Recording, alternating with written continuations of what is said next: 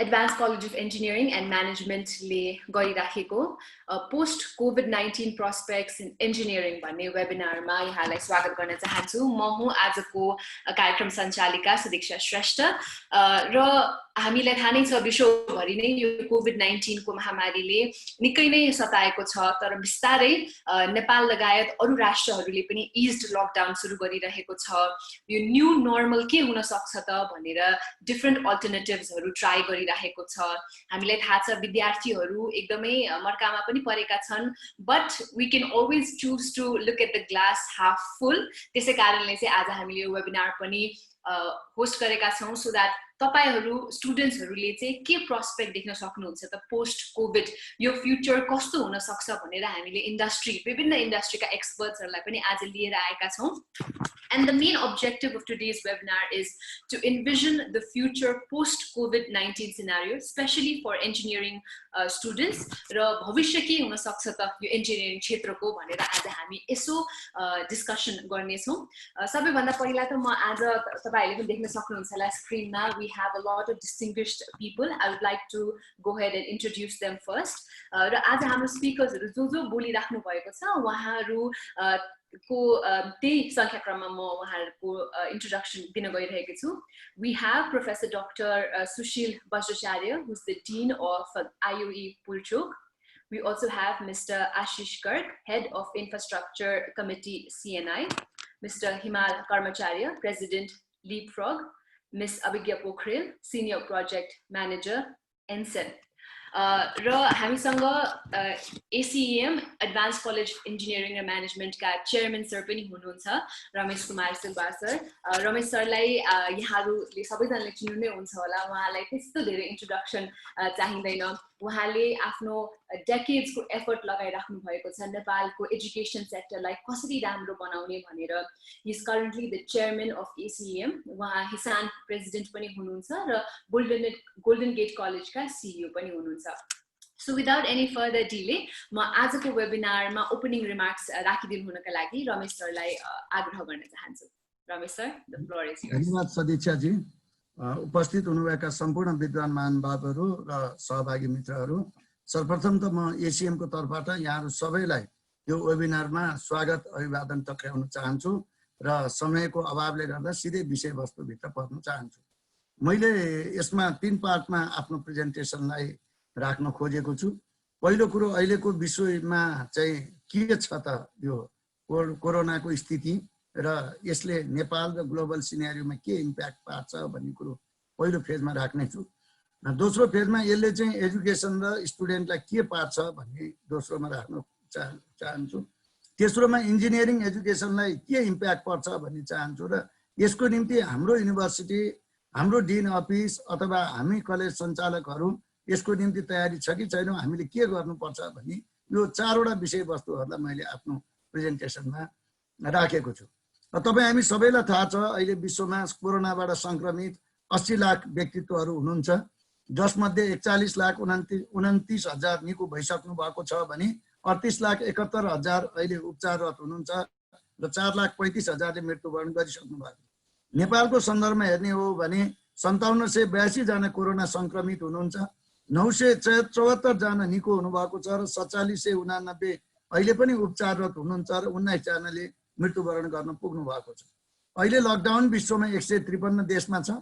आंशिक रूपमा local closure 24 वटा देशमा छ र पढाइ सुचारू रूपले सञ्चालन भएको, जनजीवन सुचारू रूपमा सञ्चालन भएको 10 वटा देशमा मात्रै छ। नेपालको विज्ञहरूले प्रेडिक्सन गरे अनुसार यो कोरोना भर्खर नेपालमा यसको संक्रमण चाहिँ गएको छ र हामी पिकसम्म पुगेका छैनौं। साउन 15 सम्ममा हामी पिकमा पुग्छौं भन्ने अनुमान गरिएको छ र जति पीसीआर टेस्ट बढ्दै गयो यो संख्या बढ्दै जाने स्थिति पनि देखिएको छ। भर्खर मात्र एउटा गुड न्यूज मैले सुने, हिजो कोरोनाले अत्यन्त संक्रमित भएको नरेनापुर करिब अब संक्रमित मुक्त हुने अवस्थामा पुगिरहेको त्यहाँ जानकारी पनि उहाँबाट आएको छ र अहिले पीसीआर करिब 6000 टेस्ट पर डे को हाराहारीमा छ र अबको एक हप्तापछि यो 10,000 र त्यसपछि 15,000 पुग्ने छ। त्यसपछि कोरोना संक्रमित र साथसाथै उपचार भएर निको हुनेको संख्या बढ्छ भन्ने अनुमान गरिएको छ। हामी आशा गरौँ नेपालबाट मृत्युवरण गर्नेको संख्या धेरै नबढुन् अथवा हुँदै नहोस् भन्ने शुभेच्छा प्रकट गरौँ। अब यो रूपमा शिक्षामा के असर गर्यो भन्दाखेरि विश्वव्यापी रूपमा ओर सिनेरियो भयो भने सेप्टेम्बर 2021 सम्म जान सक्छ भनी एउटा WHO ले फोरकास्ट गरेको छ र कोरोना अहिले चाहिँ निको भएको राष्ट्रहरूमा पनि फेरि संक्रमण देखिन सक्ने सम्भावनालाई पनि उले इन्कार गरेको छैन। अहिले 1.725 बिलियन स्टुडेन्ट्सहरू चाहिँ कोरोनाबाट इफेक्ट परेको छ, जुन चाहिँ 98.6% वर्ल्ड वाइड हुँदो रहेछ। 370 मिलियन रिडरहरूले चाहिँ अहिले कोरोनाबाट इफेक्ट हुनुभएको छ, जसमा 90% भन्दा बढी हुनु रहेछ। यो कोरोना चाहिँ विश्वमा तपाईले हामीले हेर्ने हो भने सबैभन्दा ठुलो इकोनोमिक क्राइसिस अथवा रिसेसन भनौँ 1930 मा भएछ, त्यस पछाडि 2008-9 मा भएछ।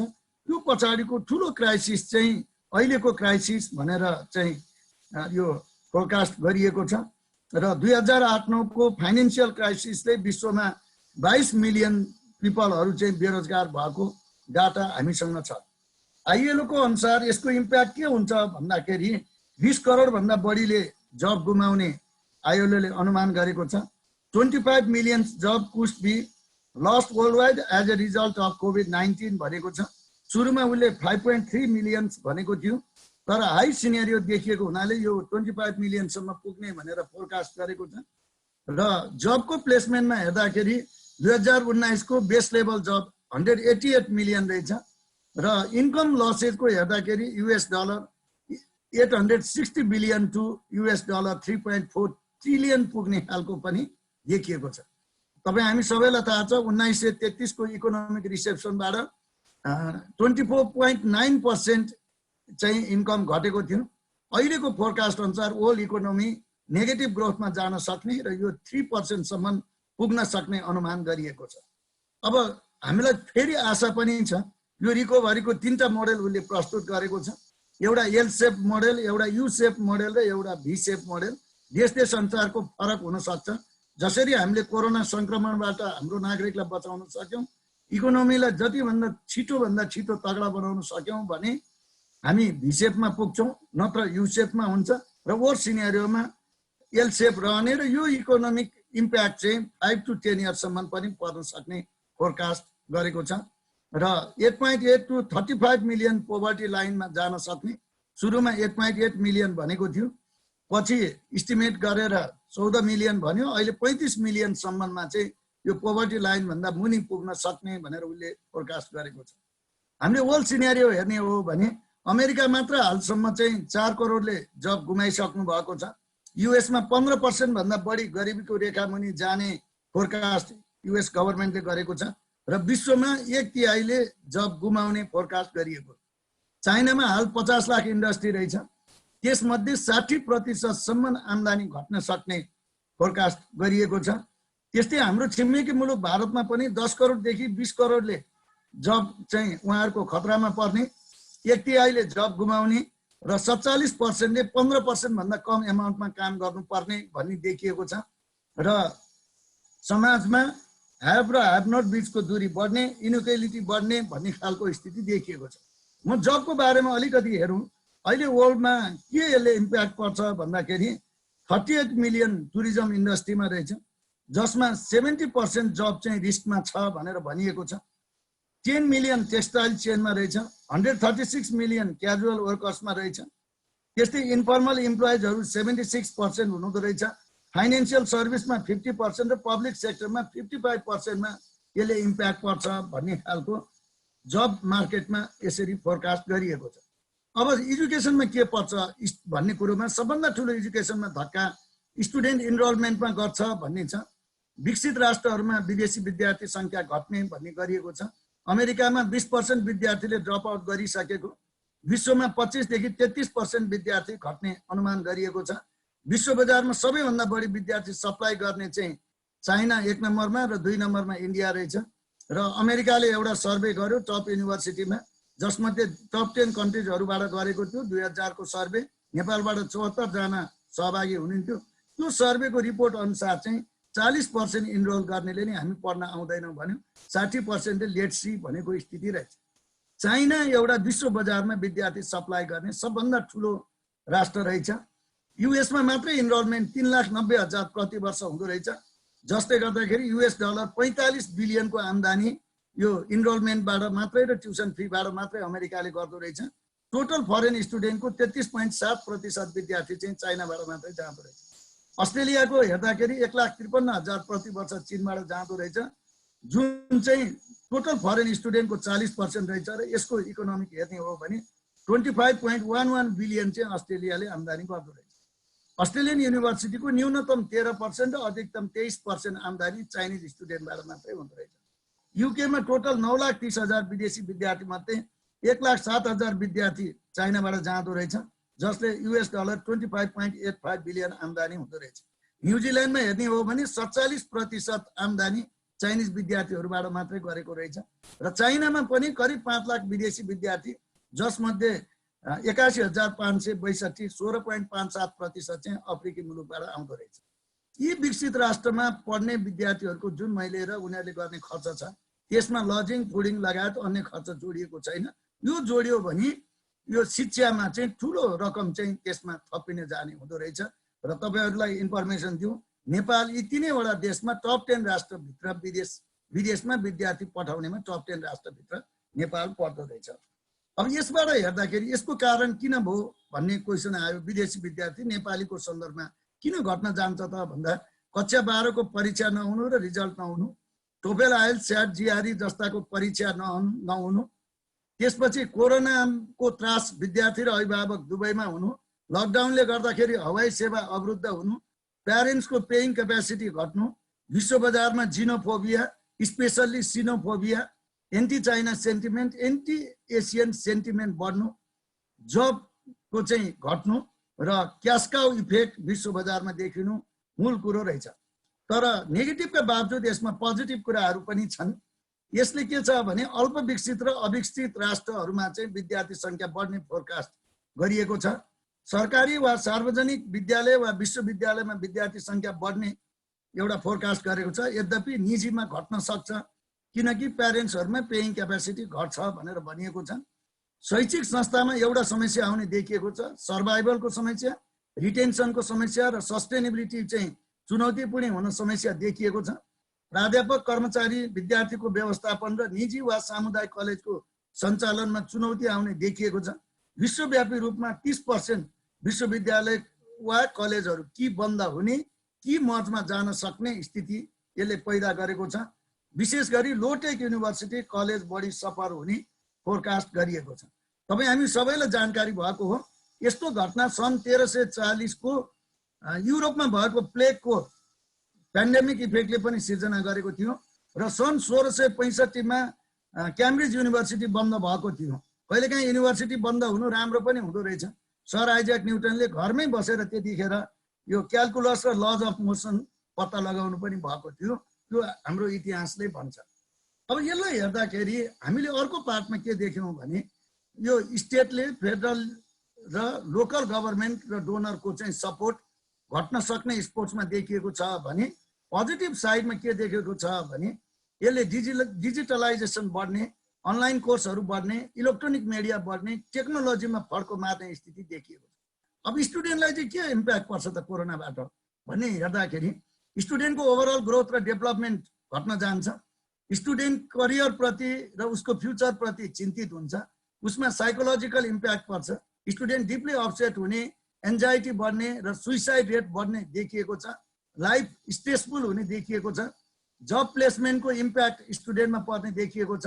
उसले एउटा जागिर नपाउने, जागिर पाए पनि जागिरको सुनिश्चितता नहुने समस्या यसमा देखिएको छ।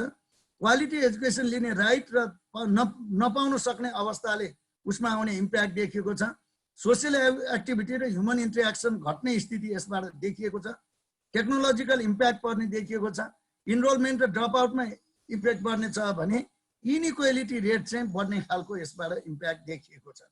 अब सञ्चालकहरूको हकमा के भयो भने फाइनेन्शियल एनालाइसिस गर्दाखेरि एउटा अंग्रेजीमा भनाइ छ, don't put all your eggs in one basket, only put up to 5% भनेको छ। नेपालको सन्दर्भमा हेर्ने हो भने सबै आम्दानीको 100% राखेर स्कुल कलेज चलाउनेहरूको सन्दर्भमा अब कसरी यसको भविष्यलाई सुनिश्चितता गर्न सकिन्छ भन्ने प्रश्न पनि उब्जेको छ। तर पनि के छ भने यो जुन हामीलाई अहिलेको चुनौती छ त्यो अवसर पनि हो। त्यसैले जेसे ग्रासिया भन्ने साइकोलोजिस्टले भन्नुभएको छ, यो कोरोनाको सन्दर्भमा people are afraid and when people are afraid they go into survival mode. हामी सर्भाइभल मोडमा जान्छौँ र सर्भाइभल मोडमा जानुपर्छ भन्ने चाहिँ देखिएको छ। अब जब प्लेसमेन्टमा के इम्प्याक्ट पर्छ भनेर एनालाइसिस गर्दाखेरि अनइम्प्लोइमेन्ट रेट बढ्छ, अन्डर इम्प्लोइमेन्ट रेट बढ्छ। यो चाहिँ धेरै छिटो बढ्ने खालको देखिएको छ। अन्डर इम्प्लोइमेन्टमा त के हुन्छ त भन्दाखेरि उनीहरूले काम गर्ने काम जुन प्रतिदिन गर्ने कामको घन्टा घट्छ, ज्याला घट्छ, अथवा उनीहरूले पाउने तलब सुविधा घट्छ, सेल्फ इम्प्लोइमेन्ट गर्ने रेट घट्छ र कम्पनीहरूले चाहिँ पिपललाई हायर गर्ने त्यो चिज चाहिँ फ्रिजेज हुन्छ र पिपललाई स्याक गर्ने चाहिँ त्यो स्थिति आउँछ र कतिपय कम्पनीहरू सटडाउन हुनेछन्। इन्डेफिनिट लिभ दिने खालको प्रचलन बढ्छ र एडिसनल कस्टलाई कस्ट कटिङ मेजर्सको कारणले गर्दाखेरि एडिसनल कस्ट जुन पाइरहेको थियो इम्प्लोइजहरूले त्यो पाउने स्थितिबाट चाहिँ समस्या आउँछ। यसले इकोनोमीमा के पार्छ भन्दाखेरि यो हामी कन्ज्युमरहरूसँग चाहिँ यो गुड्सहरूको कन्जम्सन गर्ने र सर्भिस लिने क्षमता घट्छ, बिजनेस र इकोनोमिक मोबिलिटी घट्छ र पोभर्टी लाइन बढ्छ भनेर भनेको छ। मैले अहिलेसम्म उठाएका प्रश्न नेगेटिभ प्रश्नहरू जस्तो देखिएको छ। अब म यसको पोजिटिभ सेक्टरतिर आउँछु। ग्लोबल सप्लाई चेन चाहिँ फ्राजाइल हुन्छ, लोकल सप्लाई बढ्छ। अब ग्लोबल भन्दा लोकल सप्लाई यो हाम्रो मार्केटको निम्ति पोजिटिभ एस्पेक्ट हो र हामीले अब चिन्नु पर्यो न्यू अपर्च्युनिटिजहरू आउनेछ।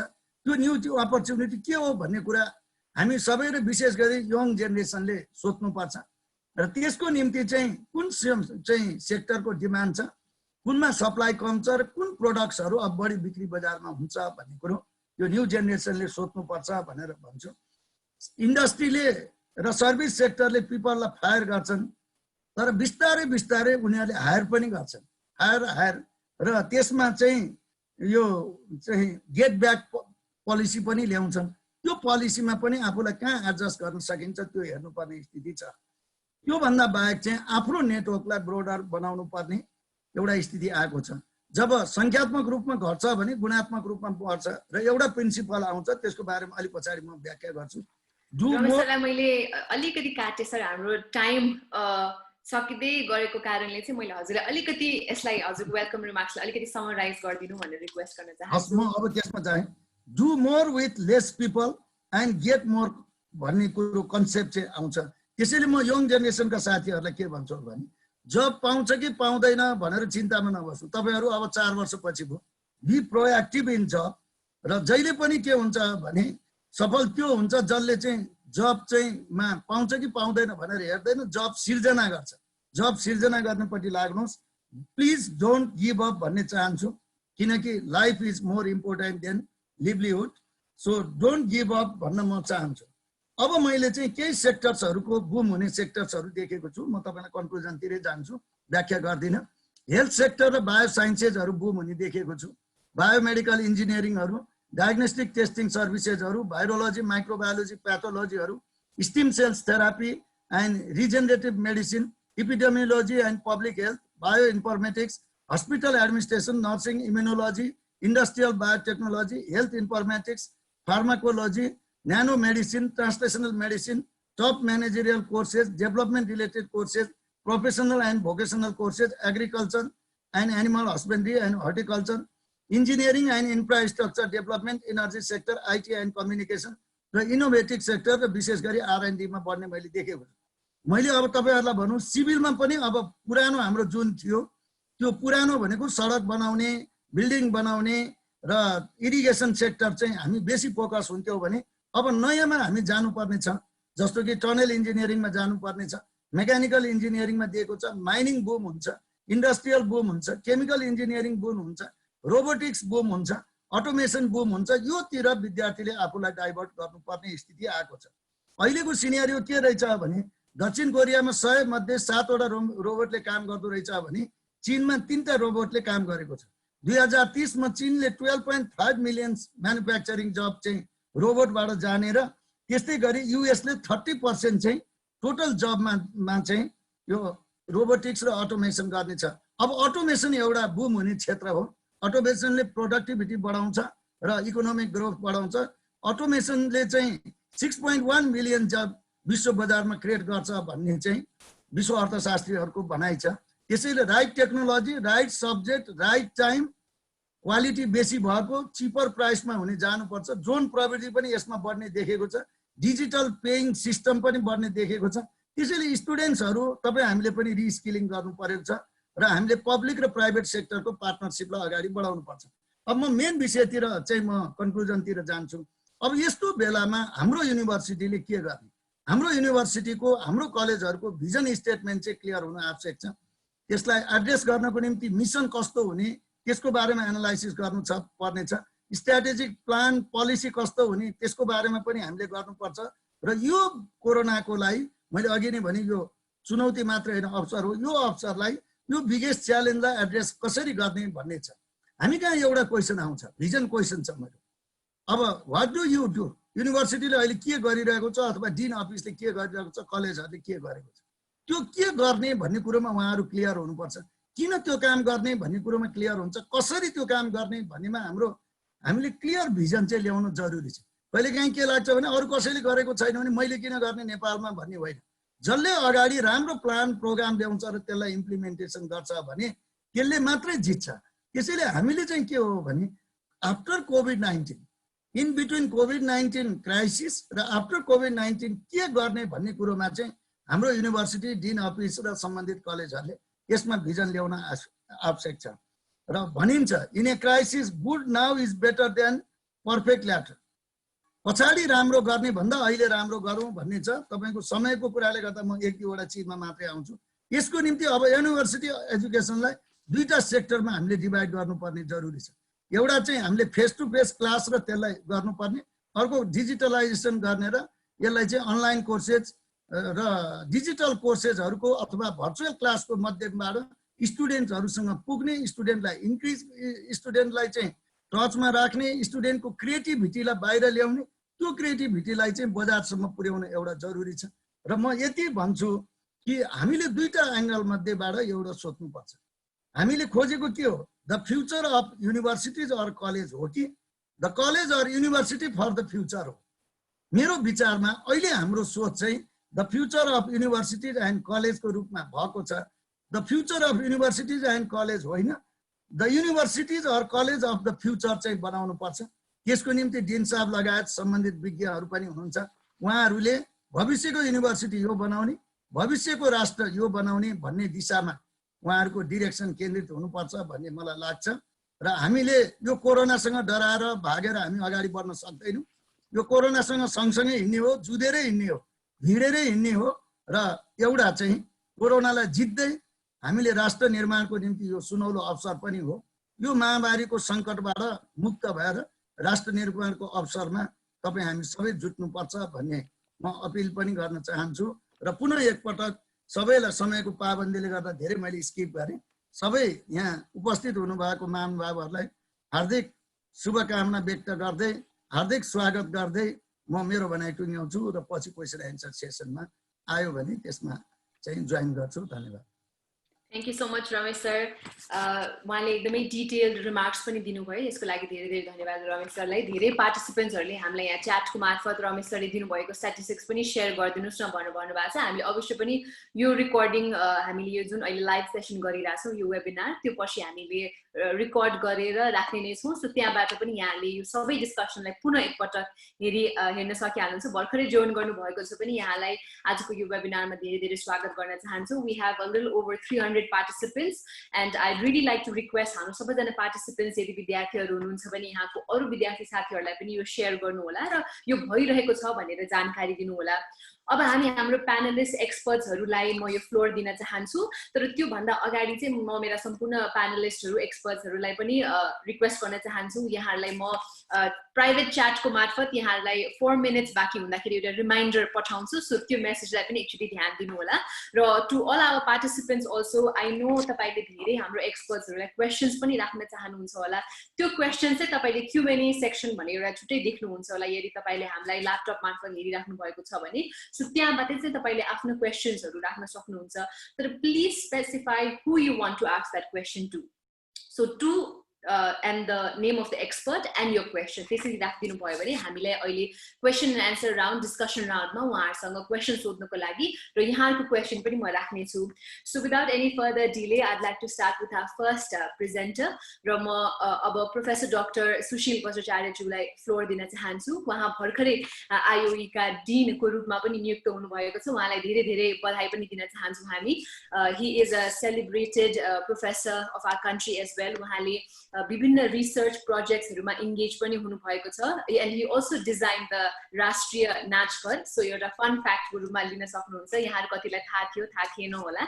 So सुशील सरलाई चाहिँ उहाँले चाहिँ एकाडेमिक पर्सपेक्टिभबाट अहिले धेरै स्टुडेन्ट्सहरु अघि पनि हामीले भनिहाल्यौ, रमेश सरले पनि यो कुरा उठाइहाल्नु भयो. धेरै स्टुडेन्ट्सहरुको फ्युचरको पनि कुरा छ. अब क्लासेसहरु कहिले रिज्युम गर्ने, कसरी रिज्युम गर्ने, डिग्री कसरी पाउने र इन्जिनियर कसरी हुने भन्ने पनि धेरैको मनमा अहिले जो स्टुडेन्ट्सहरु हुनुहुन्छ, जो पढाइको बीचमा हुनुहुन्थ्यो, उहाँलाई पनि उहाँको मनमा धेरै जिज्ञासाहरु होला. सो म सुशील सरलाई चाहिँ अलिकति एकाडेमिक पर्सपेक्टिभलाई ध्यान दिएर यो कोभिड-19 पछिको अथवा यो सिचुएसनमा इन्जिनियरिङ स्टुडेन्ट्सहरुको एकाडेमिक फ्युचर कस्तो छ त भनेर अलिकति हाइलाइट गरिदिनुको लागि म अनुरोध गर्न चाहन्छु. सुशील सर.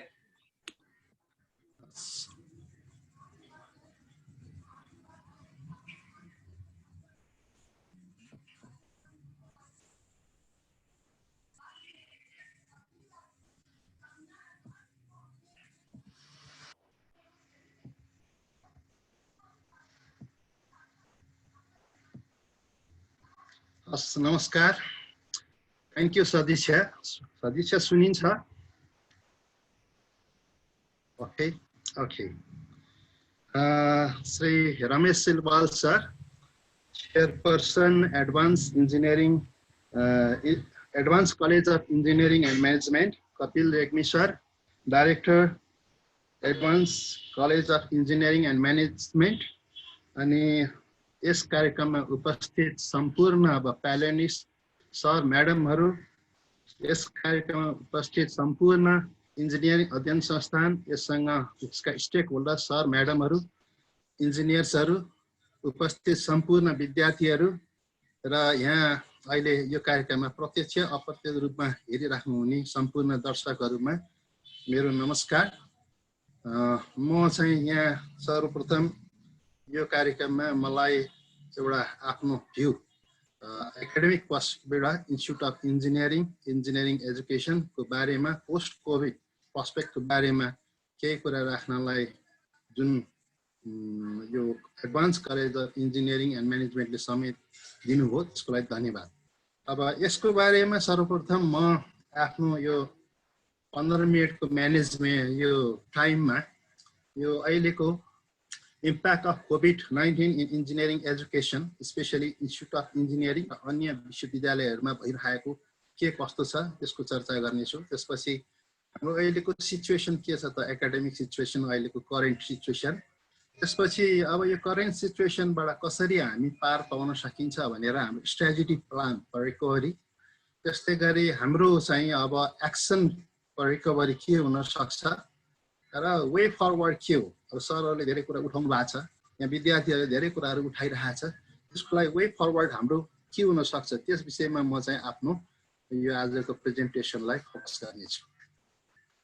सर्वप्रथम त अब हामी सबैलाई थाहा छ कोभिड-19 ले गर्दाखेरि अब संसारभरै र नेपालमा पनि हाम्रा युनिभर्सिटिजहरू, त्रिभुवन विश्वविद्यालय, काठमाडौँ विश्वविद्यालय, पूर्वाञ्चल विश्वविद्यालय, सम्पूर्ण युनिभर्सिटीको यो एकाडेमिक एक्टिभिटिजहरू ठप्प भएको छ. अब यसमा हाम्रो इन्स्टिट्युट अफ इन्जिनियरिङ त्रिभुवन विश्वविद्यालयमा इन्जिनियरिङ तर्फ जम्मा हाम्रो 5 वटा आफ्नो आंशिक क्याम्पस र 10 वटा गरी एफिलिएटेड कलेज गरी 15 वटा क्याम्पस कलेजहरू छन्. यसमा हामी कहाँ अहिले इन्स्टिट्युट अफ इन्जिनियरिङमा 4 किसिमको प्रोग्रामहरू सञ्चालन भइरहेको छ, जुनमा चाहिँ bachelor engineering, masters engineering, PhD र पोस्ट डक्टरेट प्रोग्राम समेत हामीले सञ्चालन गरिरहेका छौँ. यसमा हाम्रो इन्स्टिट्युट अफ इन्जिनियरिङसँग रिलेटेड 15 वटै कलेजहरूमा करिब 17,000 जना विद्यार्थीहरू अहिले अध्ययनबाट वञ्चित भएको जस्तो देखिरहेछ कोभिड-19 को इम्प्याक्टले गर्दाखेरि. अब यसमा खास गरी अब विषयवस्तु एकाडेमिक हिसाबले हेर्ने हो भने के भयो त कोभिड-19 पछि हाम्रो एकाडेमिक सेक्टरमा, इन्जिनियरिङ एकाडेमिक सेक्टरमा भन्दाखेरि सबभन्दा पहिलो त हाम्रो इन्स्टिट्युट अफ इन्जिनियरिङमा चाहिँ एउटा फिक्स एकाडेमिक क्यालेन्डर छ, सेड्युल छ, त्यसलाई चाहिँ एकदम इम्प्याक्ट गरेको छ। हामी अहिले हाम्रो एजुकेसनहरू सबै एकाडेमिक एक्टिभिटिज ठप्प भएको छ। क्लासेसहरू, एक्जामहरू, एडमिसनहरू, ब्याचलर मास्टर्सका लगायत सबै ठप्प भएको छ है। अब यसमा खास गरी के भयो त भन्दाखेरि हाम्रो एकाडेमिक क्यालेन्डर इन्स्टिट्युट अफ इन्जिनियरिङको त्रिभुवन विश्वविद्यालयमा एकदम फिक्स्ड। अरू विश्वविद्यालय अरू ठाउँमा भन्दा पनि हाम्रो सेड्युल एकदम फिक्स थियो। जसरी हाम्रो सेमेस्टर मङ्सिर 1 गते नै सुरु हुन्थ्यो, वैशाख 16 गते सुरु हुन्थ्यो। रेगुलर एक्जामहरू चैत महिनामा हुन्थे। अर्को रेगुलर एक्जामहरू चाहिँ असोज महिनामा दसैँ अगाडि हामी सम्पन्न गर्थ्यौँ। त्यसपछि दसैँ बिदाहरू हुन्थ्यो 2 महिनासम्म। त्यो चाहिँ यसरी फिक्स सेमेस्टर, क्लासेस, एक्जाम, भ्याकेसनहरू थियो। अहिले चाहिँ यो कोभिड-19 ले गर्दाखेरि यो सबै फिक्स भइसकेको चिजलाई तहस नहस गरेको छ। यसले गर्दाखेरि इन्स्टिट्युट अफ इन्जिनियरिङ लगायत यसको 15 वटा क्याम्पस, यसका शिक्षकहरू, यसका चाहिँ हाम्रो विद्यार्थीहरू, यसका कर्मचारीहरू अथवा अभिभावकहरूमा यसले धेरै ठुलो चाहिँ के भन्दाखेरि एउटा निराशाजन्य चाहिँ परिस्थिति पैदा गरेको छ। र यसमा चाहिँ अहिले हाम्रो एडमिसनको कुराहरूमा पनि हाम्रो यो फिक्स सेड्युलमा चाहिँ प्रहार भएको छ, यो बन्द भएको छ। हामी आज भोलि नत्र भए चाहिँ इन्ट्रान्सको तयारीमा हुन्थ्यौँ। यो कुरा चाहिँ हाम्रो सबै तहस नहस भएको छ। त्यस्तै गरी अब यदि लकडाउन नभएको हुँदो हो त के हुन्थ्यो त भन्ने कुराहरू पनि छ। यदि लकडाउन नभएको हाम्रो देशमा र भएको भए अहिलेसम्म हामीले चाहिँ हाम्रो रेगुलर एक्जामहरू कम्प्लिट गरेर एमएससी एडमिसनहरू पनि कम्प्लिट गरेर सेमेस्टर ब्रेक, हाम्रो सेमेस्टर ब्रेकहरू चाहिँ वैशाख 1 गतेदेखि 15 गतेसम्म हुन्थ्यो। त्यो पनि गरेर नयाँ सेमेस्टर हामीले वैशाख 16 देखि सुरु गरेर अहिले सेकेन्ड सेमेस्टरको रेगुलर क्लासेसहरू भइरहेको हुन्छ। आज असार 1 गते हाम्रो रेगुलर क्लासेसहरू विद्यार्थीहरू हाम्रो कलेजहरूमा हुन्थे, शिक्षकहरू पनि कलेजमा हुन्थे। तर अहिलेको सिचुएसन के छ भन्दाखेरि पज गरे जस्तो छ। हामीले चाहिँ यो सेमेस्टरको क्लासहरू सम्पन्न गरेर इन्स्टिट्युट अफ इन्जिनियरिङसँग सम्बन्धित 15 वटा कलेजमा 15% जति मात्र हामीले एक्जाम सम्पन्न गर्यौँ। त्यसपछि हाम्रो परीक्षा स्थगित भएको छ, रेगुलर एक्जामहरू बिई र एमएससी। त्यसपछि हाम्रो एमएससी को इन्ट्रान्स रिजल्ट गरिकन हामीले एमएससी एडमिसनहरू गरिरहेको थियौँ। पुल्चोक क्याम्पसमा 23 वटा मास्टर्स प्रोग्रामहरू छन्, जहाँ चाहिँ 460 वटा सिटहरू छ। त्यसमा 172 विद्यार्थी मात्र भर्ना भए, 40% विद्यार्थी मात्र भर्ना भएर त्यो रोकिएको अवस्था छ। हामीले लकडाउन भएपछि त्यसलाई चाहिँ स्टप गर्यौँ। त्यसपछि हाम्रो के छ भन्दाखेरि यो सबै कार्यक्रमहरू पोस्टपोन भएको छ। अब हाम्रो स्ट्रेटेजिक प्लान के त भन्दाखेरि अब institute of engineering dean office चाहिँ यो अनलाइन सिस्टमबाट अथवा काम चाहिँ हामी निरन्तर गरिरहेका छौँ। हाम्रो मेन एम के त भन्दाखेरि यो लकडाउनले गर्दाखेरि जुन हाम्रो सेमेस्टर, जुन हाम्रो एकाडेमिक क्यालेन्डरमा इम्प्याक्ट परेको छ, त्यसलाई कसरी मिनिमम इम्प्याक्ट गर्ने, त्यसलाई कसरी चाहिँ लस कम गराउने, कसरी भविष्यमा विद्यार्थीहरूको समय चाहिँ कम खर्च गर्ने। किन विद्यार्थीहरूको 4 वर्ष अथवा 5 वर्ष अथवा चाहिँ मास्टर्सको 2 वर्ष विद्यार्थीहरूको समयमै आफ्नो कोर्स सम्पन्न गराउने भन्नेतिर चाहिँ हाम्रो इन्जिनियरिङ अध्ययन संस्थान डिन अफिसले धेरै कामहरू गरेको छ। यो चाहिँ मैले नेपाल इन्जिनियरिङ एसोसिएसनको त्योभन्दा करिब 1.5 महिना अगाडि पनि यो प्रस्तुत गरेको छ। त्यतिखेर हामीले चाहिँ 15 दिनको ग्यापमा अहिले चाहिँ यदि लकडाउन फुल खोल्यो भने एकदम लकडाउन इजिली चाहिँ यो हामीले लकडाउन चाहिँ जुन इमेजिनेसन गरेका थियौँ, जुन यो कोरोनालाई इमेजिनेसन गरेका थियौँ, त्योभन्दा बढी नै लकडाउन भयो। त्यो अनुसार हामीले पहिला सुरुमा 4 वटा अप्सनहरू तयार गरेका थियौँ। लकडाउन वैशाख 15 गतेसम्म होला,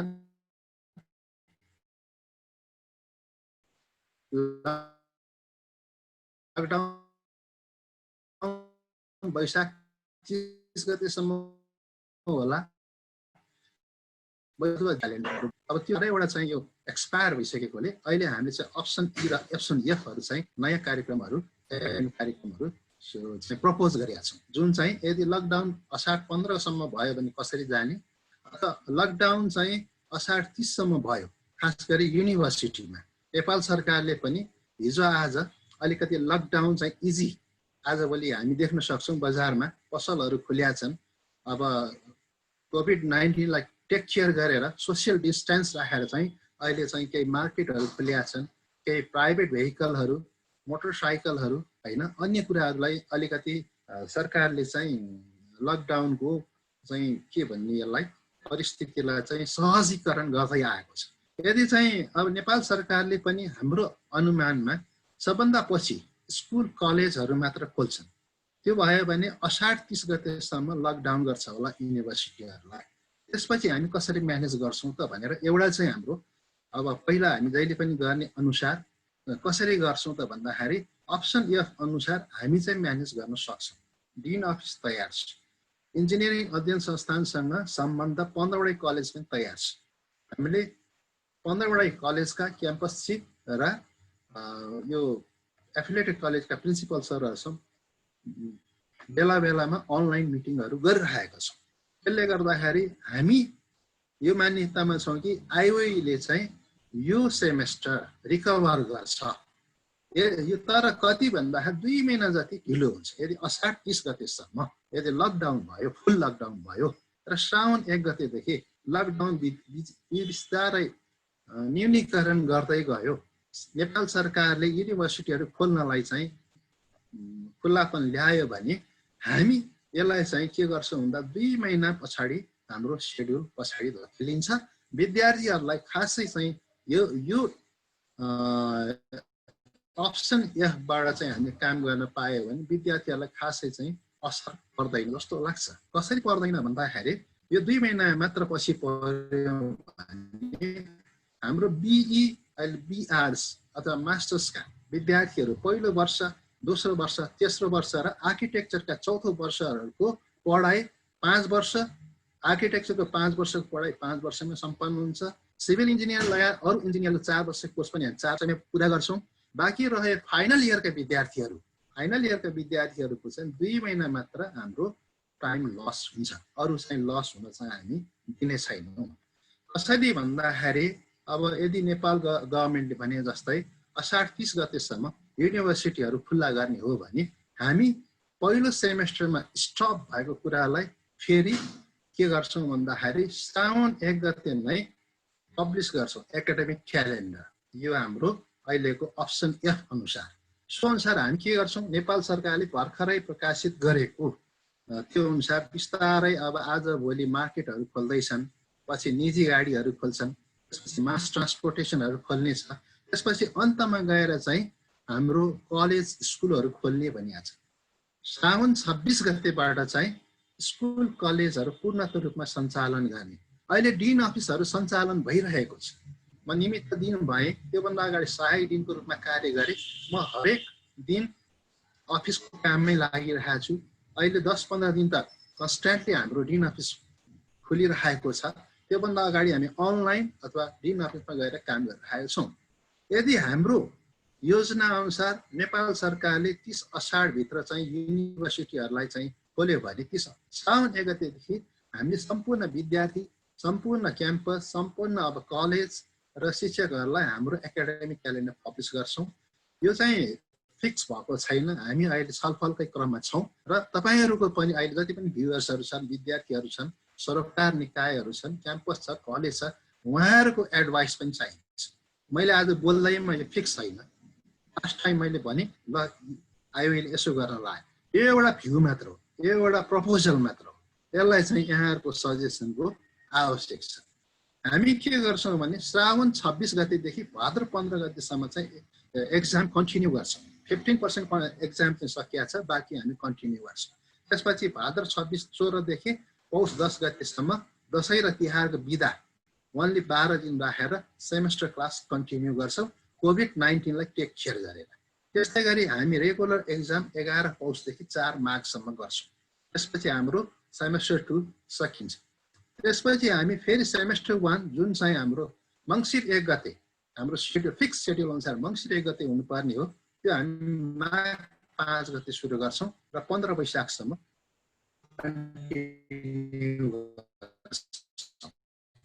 त्यसबाट हामी जम्मा 2 महिना मात्र ढिलो हुन्छौँ र फर्स्ट पार्ट सेमेस्टर क्लासहरू हामी वैशाख 15 गते सम्पन्न गर्छौँ।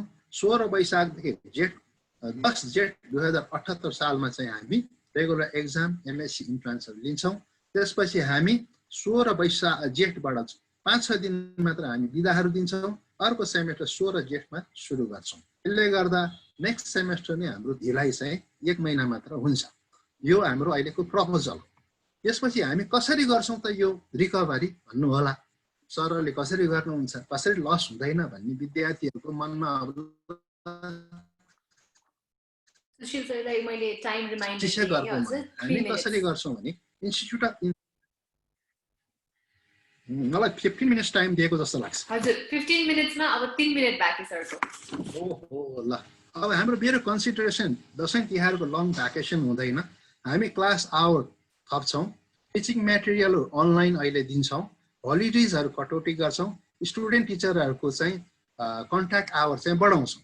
यसले गर्दाखेरि हाम्रो एडमिसनहरू पनि हामी अब 10+2 पछि गर्छौँ र एक्जामहरू पनि कोभिड-19 लाई केयर गरेर गर्छौँ। 2 सिफ्टमा गर्छौँ। हामी विद्यार्थीहरू कम राख्छौँ, कलेजहरू धेरै गर्छौँ, धेरैमा चाहिँ एक्जाम सेन्टरहरू राख्छौँ। अब के छ भन्दाखेरि एक्सन अफ रिकभरीमा अहिले हाम्रो यो कोभिड-19 ले गर्दाखेरि फिजिकल प्रेजेन्स, फिजिकल्ली चाहिँ हाम्रो टिचर्स स्टुडेन्ट्सको कन्ट्याक्ट गर्न सकिँदैन। यो एउटा हाम्रो बाध्यता हो। त्यसले गर्दा हामीले अब चाहिँ न्यू मोडालिटी, न्यू लर्निङ मोडालिटीमा जाने त्यसमा गइरहेछौँ। कसरी त भन्दाखेरि transition to online learning during pandemic. यो प्यान्डेमिकको केसमा मात्र हामी अहिले अनलाइन सिस्टममा जानुपर्छ।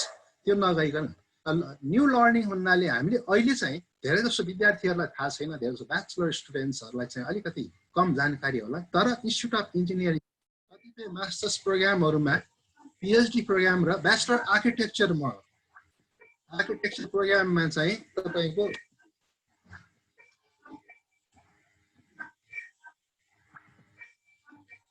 एकछिन स्टप भयो।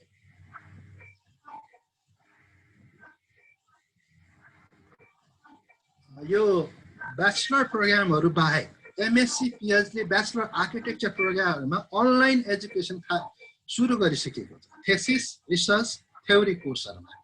र अहिले आइओए ग्रेजुएट कन्फरेन्स वेबिनार मार्फत हामीले 150 जना हाम्रो मास्टर्सका विद्यार्थीहरूको अस्ति लास्ट विक 5 to 7 जुनमा सम्पन्न गरिसकेका छौँ।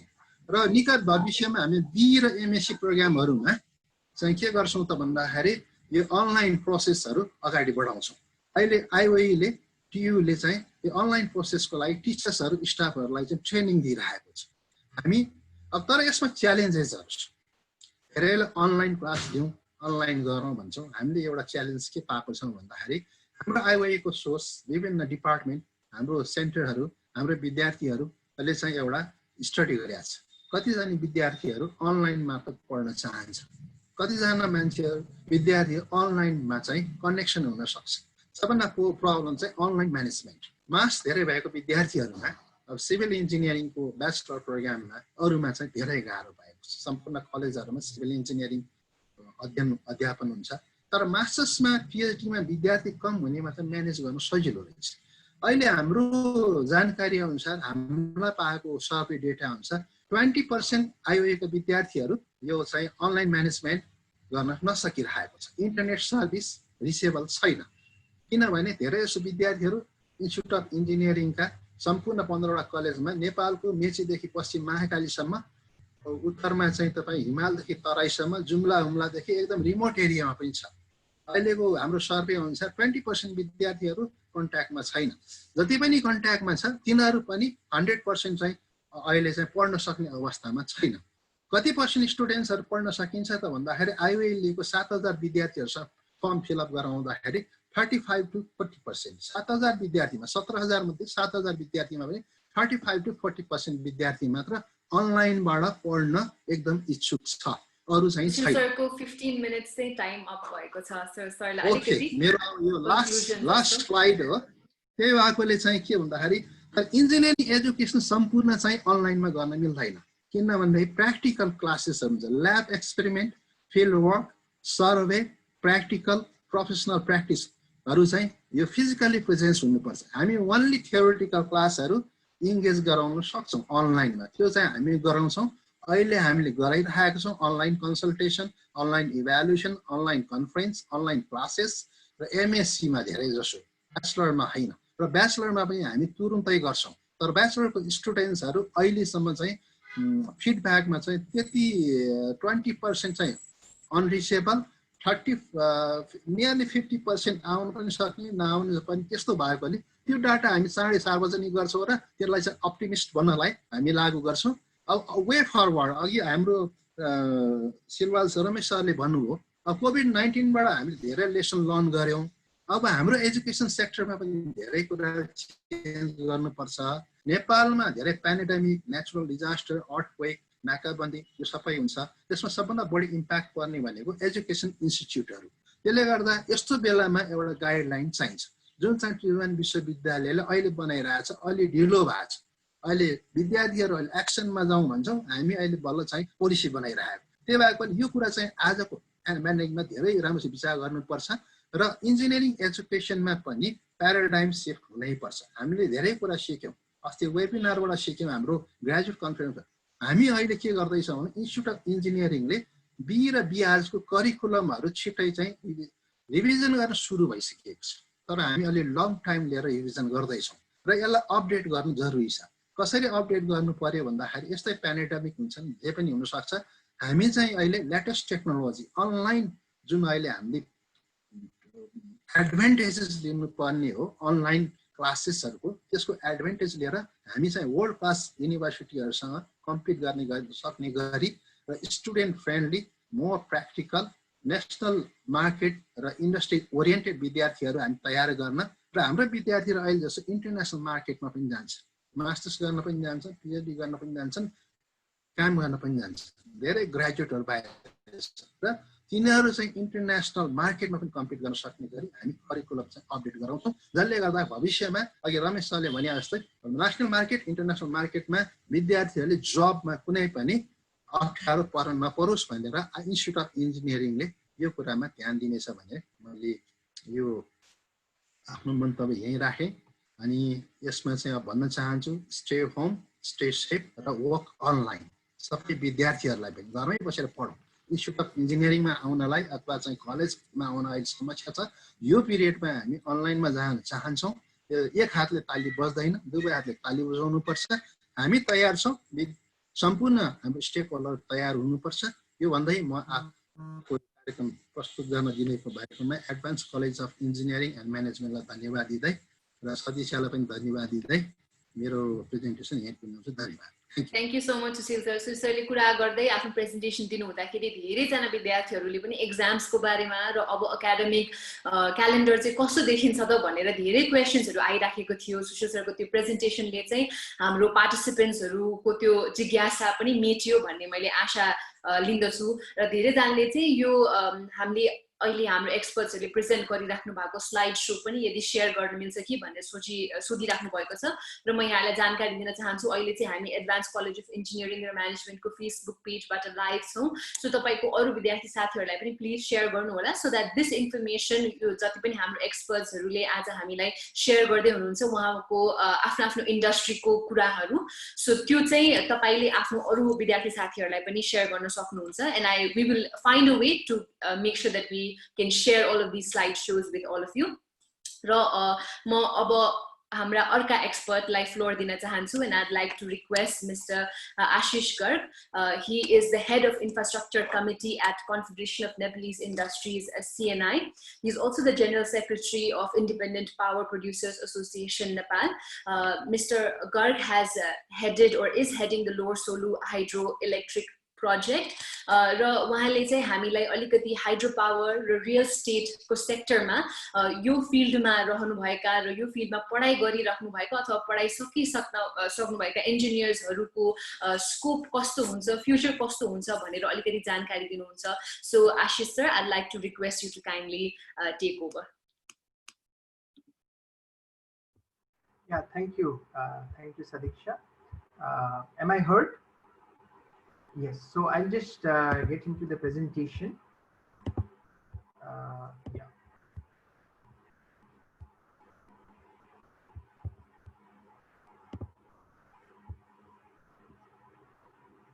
Yeah, thank you. First of all, Advanced College of Engineering and Management le yo malai opportunity dinu bho Nepalese private sector industry ko perspective on engineering, prospects of engineers in present and post-COVID scenario. So thank you, Ramesh sir and Kapil sir particularly. I'll be presenting more on the hard engineering side. Nepal ma aba hard engineering we have very two eminent speakers, Himalji who heads Leapfork and Abhigya ji from NCEL. So they, I think, would talk more on the soft engineering side. So I'll be covering more on the hard part, the industries and infrastructure. So just to run through the statistics, America in this market around 30,000 engineers छन्. यो एउटा rough estimate हो र यसमा आधा जति चाहिँ Nepalese private सेक्टरले employee गरिरहेको छ. त्यहाँ म्यानुफ्याक्चरिङ होस्, कन्स्ट्रक्सन होस् र मेजोरिटी चाहिँ सिभिल इन्जिनियरिङ छ कन्स्ट्रक्सन र इन्फ्रास्ट्रक्चरमा र इलेक्ट्रिकल र मेकानिकल फर अदर इन्डस्ट्रिज. र हामीका पे स्केल चाहिँ निकै लो छ र करियर ग्रोथ पनि निकै स्लो छ.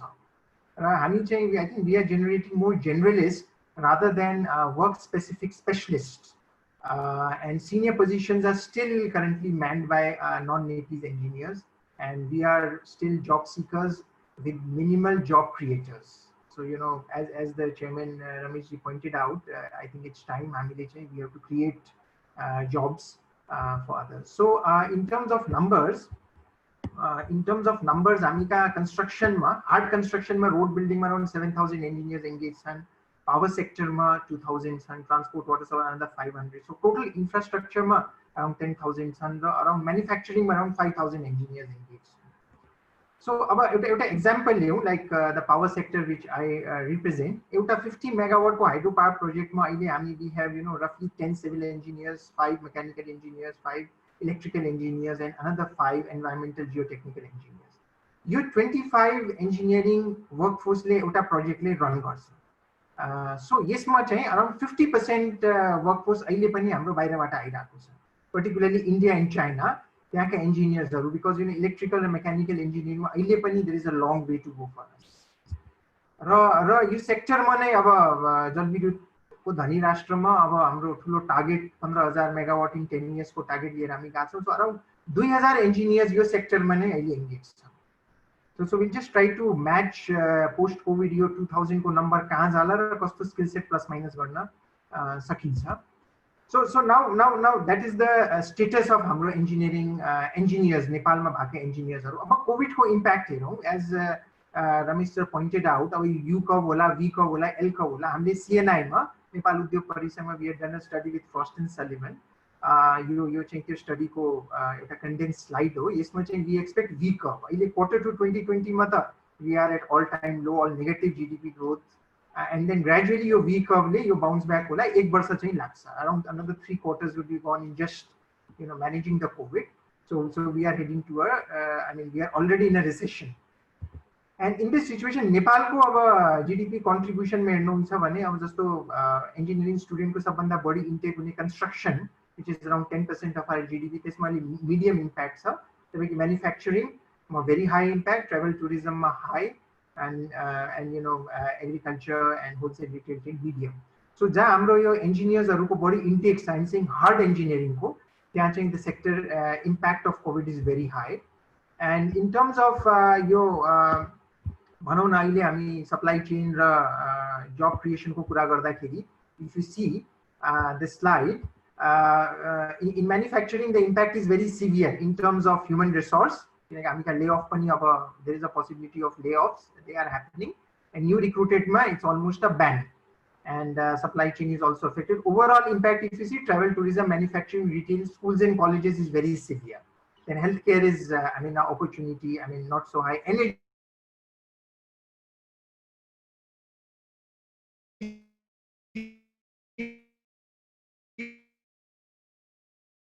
is also for their business. Public sector, the jobs are still secure. So this is the overall impact of the impact on the sector, on the various sectors due to COVID. So now के बात छ भने हाम्रो अब यो covid ले चाहिँ हामी अब आत्मनिर्भर हुने कुराहरु आइराछ. अब नेपालमा जे कुरा चाहिँ ऊर्जा होस्, चाहिँ कृषि होस्, हामी सबैमा आत्मनिर्भर हुनुपर्छ र हाम्रो चाहिँ देशमा आफै इन्टरनली हामीले विकास गर्नुपर्छ. यो ओभरअल ग्लोबल फिनोमेना नै आएको छ र more dependency on local expertise. Travel restrictions छ, ग्लोबली ट्राभल गर्न मिल्दैन, यहाँ चाहिँ अरु माथि किन डिपेन्ड हुने, So COVID has thrown open the opportunity of depending more on local expertise and of course cost minimization. Now, in the challenging time, we have to make sure that the cost is low and almost ban on imported manpower. In fact, हाम्रो अहिले बजेटमा के छ भने भारतीय नागरिकहरूले नि नेपालमा इन्डियन इन्जिनियरले पनि नेपालमा काम गर्दा उहाँले श्रम स्वीकृति चाहिन्छ. So this is a very path breaking change which is heading towards कि हाम्रा नेपालकै engineers, particularly talking of engineering, नेपालकै engineerलाई we should absorb in our industry. And of course हाम्रो नयाँ Nepalese workforce जुन बाहिर छ त्यो फर्केर आइरहेछ, त्यसमा पनि अब नयाँ स्किल सेट नेपालमा भित्रिरहेछ अहिले. अब भनौँ न अराउन्ड 10 लाख नेपाली चाहिँ बाहिर काम गरेको फर्किरहेछन्. त्यो स्किल सेटले कस्तो शिफ्ट गर्छ इन्जिनियरिङ मार्केटमा र अफ कोर्स सर्ट टर्ममा मार्केट श्रिङ्क हुन्छ अनि डरलाग्दो स्थिति नै छ. नयाँ जब प्लेसमेन्ट्सले धेरै ठुलो च्यालेन्ज हुन्छ र हामीसँग फन्ड पनि हुँदैन. स्मल इकोनोमी, डेभलपिङ इकोनोमीमा हामीसँग प्रोजेक्ट गर्नलाई फन्ड पनि हुँदैन. फन्ड हुँदैन भने प्रोजेक्ट आउँदैन, प्रोजेक्ट नआएपछि जब क्रिएट हुँदैन र इन्जिनियरिङ सर्भिसेसको रिक्वायरमेन्ट पनि कम हुन्छ. So now talking on the positive side, our self-reliant economy there is a very good prospect of our own Nepalese engineers. Imported skills replace Nepalese engineers, but I see, and particularly on the soft engineering side, there will be a lot of startups and digitization, and there is a change in way of doing business. So yache prospect our soft engineering has grown very fast over the years. So now with the change in the doing business model, I think Nepal ma pani a lot of digitization would be covered. I think I'll leave it to the other two speakers. And what is really crucial and important is that हाम्रो चाहिँ industry ma चाहिने skill set अहिले त्यो हाम्रो college बाट निस्केको engineer सँग छ कि छैन. So there seems to be a disconnect in this. That there seems to be a disconnect that हामीले खोजेको as an industry engineers र उहाँले प्राप्त गरेको सिप र ज्ञानमा कहीं अलि चाहिँ केही न केही linkage missing छ. त्यसको लागि चाहिँ हामीले अब we have to I think develop training centers, workshops where the fresh engineers can go get their training for 3 months or 6 months and then straight away then get into the field. So this is a big gap happening. In fact, incoming जुन हाम्रा engineers छन् अहिले अब यो covid ले गर्दा उहाँहरु पनि नेपाल फर्केर आएर कतारमा गरेको काम र नेपालमा गरेको काम फरक छ. So I think that is where I think the post COVID linkage is extremely crucial. So I mean things will really change, and it's a mixed bag. Jobs will be lost, some new jobs will be created, new type of skills will be required, and there'll be talks about self-sufficient economy. So I think this is what I would say a macro level impact on engineering, education and engineers prospects in post-COVID. Now I'll just run through one energy sector, which is one of the very important upcoming sector. हामीले target राखेको छौं 15000 megawatt 10 वर्षमा. अहिले हामी उत्पादन गर्दैछौं जम्मा 1300 megawatt. If you see these graphs, it will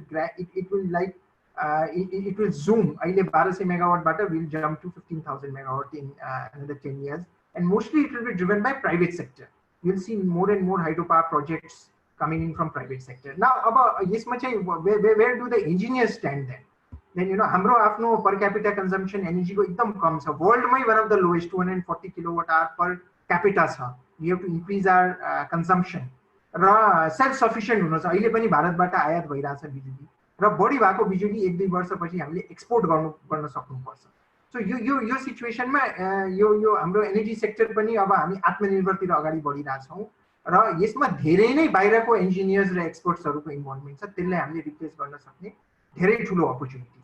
Like I'll give you an example. If we are if our mechanical and electrical engineers are listening, that in a hydropower project you have something called hydromechanical, means the turbine generators, I mean through which the electricity is generated. So त्यसमा अहिले I would say 95% is outside non-Nepalese engineers and experts who design the project, who come to the site, install, erect, and then run the project.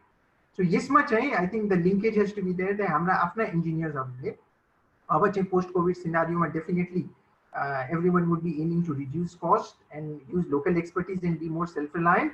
So your context ma I think there has to be some innovation done. Maybe Ramesh sir, Kapil sir and all are the experts that how you can really impart these type of job specific or sector specific training so that we can very quickly absorb these new upcoming engineers and replace with the other experts. So I think that's how I would say in summary, COVID has thrown open a lot of challenges.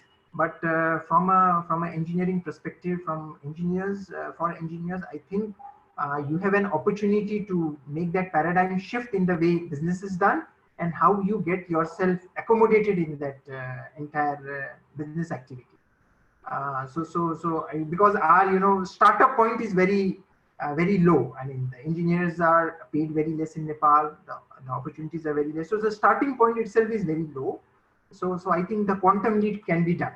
And यसको लागि चाहिँ I think education institution like Advanced College of Engineering or other colleges, we as the industry who employ the engineers and the engineers themselves. I mean, you all engineers, we all have a role to play.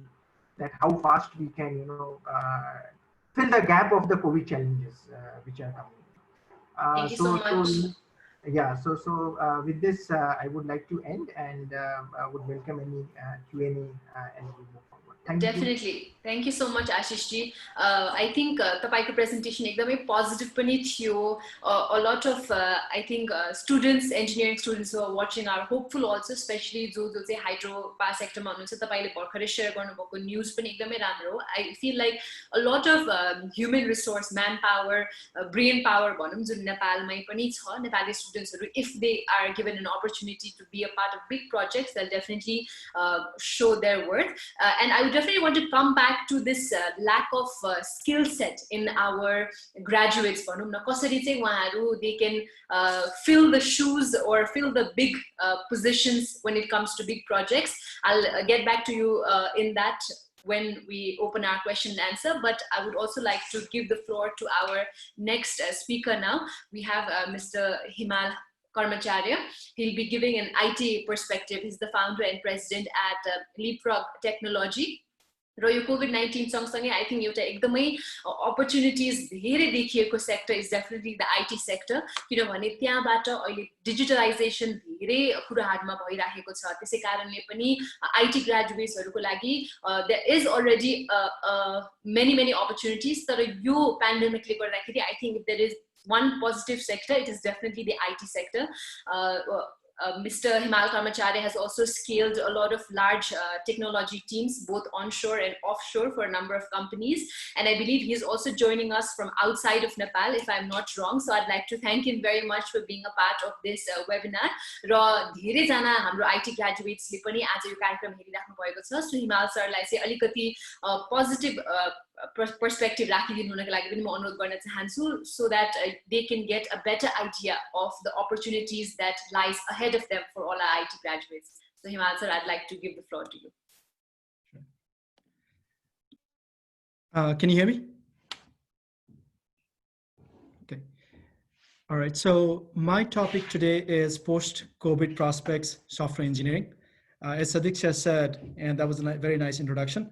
I'm actually in Seattle right now. Ani aile चाहिँ यहाँ 4:15 बजिरहेछ, but this topic is very near and dear to me, and the audience as well, talking to the students, is very near and dear to me. So I definitely want to thank Advanced College for giving me this opportunity. So getting in the topic, first let's talk about the opportunities in software sector. यहाँ चाहिँ मैले US को कुरा गरिरहेको छु, तर I think it's true for Europe र अरू advanced countries-हरुमा. US को यो 1-2 वर्ष अगाडिको डेटा हो. तपाईको एउटा सफ्टवेयर इन्जिनियरलाई हायर गर्नको लागि it took around 65 days. र यो Bureau of Labor Statistics को आँकडामा there was about 1.8% unemployment rate for software engineers. त्यो भन्नाले you had to be really bad not to get a job. Okay? Every year about 60,000 people graduate in computer science, and the open jobs is around 530,000. त्यो भन्नाले चाहिँ there's around 90% shortfall in tech talent. Now, where does Nepal stand? 2017 को World Bank को data मा around 288 million US dollars export थियो. If I were to take that in terms of how many people are employed in the job sector, that comes to around 10,000 to 15,000. Very glad that Nepal government has identified ICT sector as one of the priority export sectors. And from our data, there's around 500 IT service companies. Every year, around 5,000 IT graduates every year. Now, in terms of the adjustments because of COVID, right? Tech sector, one of the least affected sector. I know everybody talked about it. Right? Just talking about leapfrog, हामी चाहिँ गभर्मेन्टको lockdown हुनुभन्दा 2 weeks अगाडि नै we actually started working remotely. त्यो किन भन्दाखेरि अब we wanted to make sure all of our processes would work, and if there was any problem, त्यसलाई rectify गर्न सकौं भनेर है र सबै meetings र collaborations हरु we started moving online, Zoom, Slack र Google Documents हरुबाट है. अनि so last 3 महिनामा हाम्रो काम चाहिँ त्यति रोकिया छैन. Everything actually has gone as what you call planned, and nothing has suffered. Productivity pani actually has become a lot better. I mean, better bhanda pani in the same way it was before. Okay? So there has not been any stoppage of work for us. Okay? Tara not being able to travel, अब हाम्रो नेपालबाट टन्ने मान्छेहरु US आउनुहुन्थ्यो, त्यो नहुँदाखेरि client साइडहरुमा जान नपाउँदाखेरि हाम्रो ग्रोथहरु चाहिँ अलिकति इम्प्याक्ट चाहिँ भएको छ. तर as they say, you should never let a crisis go to waste. There are a number of opportunities that have opened up. Okay? Number one, the distributor team is the new mantra. Okay? Everybody, every company, even the most conservative ones, they have been forced to work remotely. Okay? So, मलाई के लाग्छ भने अब यो after COVID, okay, there's going to be a lot of companies that will be open to remote work. र हामी अब नेपालको अब हामी नेपालमा भएको कम्पनीजहरुलाई that's actually a very good opportunity. Okay? अनि अब ट्विटरले पनि भनिसकेको छ like they will allow their staff to work remotely forever, right? So it doesn't matter where you are, and I think that is a great opportunity for Nepal. Okay. So this is what I've been saying forever, right? I hope we in Nepal can create a software company that has 10,000 employees. I think the largest one मेरो विचारमा is around 500 जना जति employees भएको छ है. So if we can get that to 10,000, it would be the first Nepali unicorn. Unicorn भन्नाले the valuation of the company is greater than $1 billion. What I want to say here is Sri Lanka, which has a lesser population, हामी भन्दा पनि कम अब मेरो विचारमा 21 million जति population भएको country, has Virtusa that has 20,000 engineers. Right? It was created in 1996. Vietnam FPT छ, that's 15,000 engineers employ गरेको छ हैन.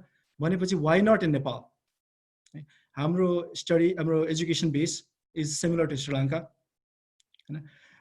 Every year there's around 5,000 people that graduate.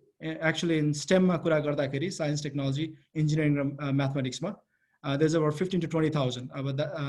So reskilling or upskilling garera, we can actually easily supply a lot of manpower in the software sector. Okay? There are some challenges, obviously. It's not all rosy pictures.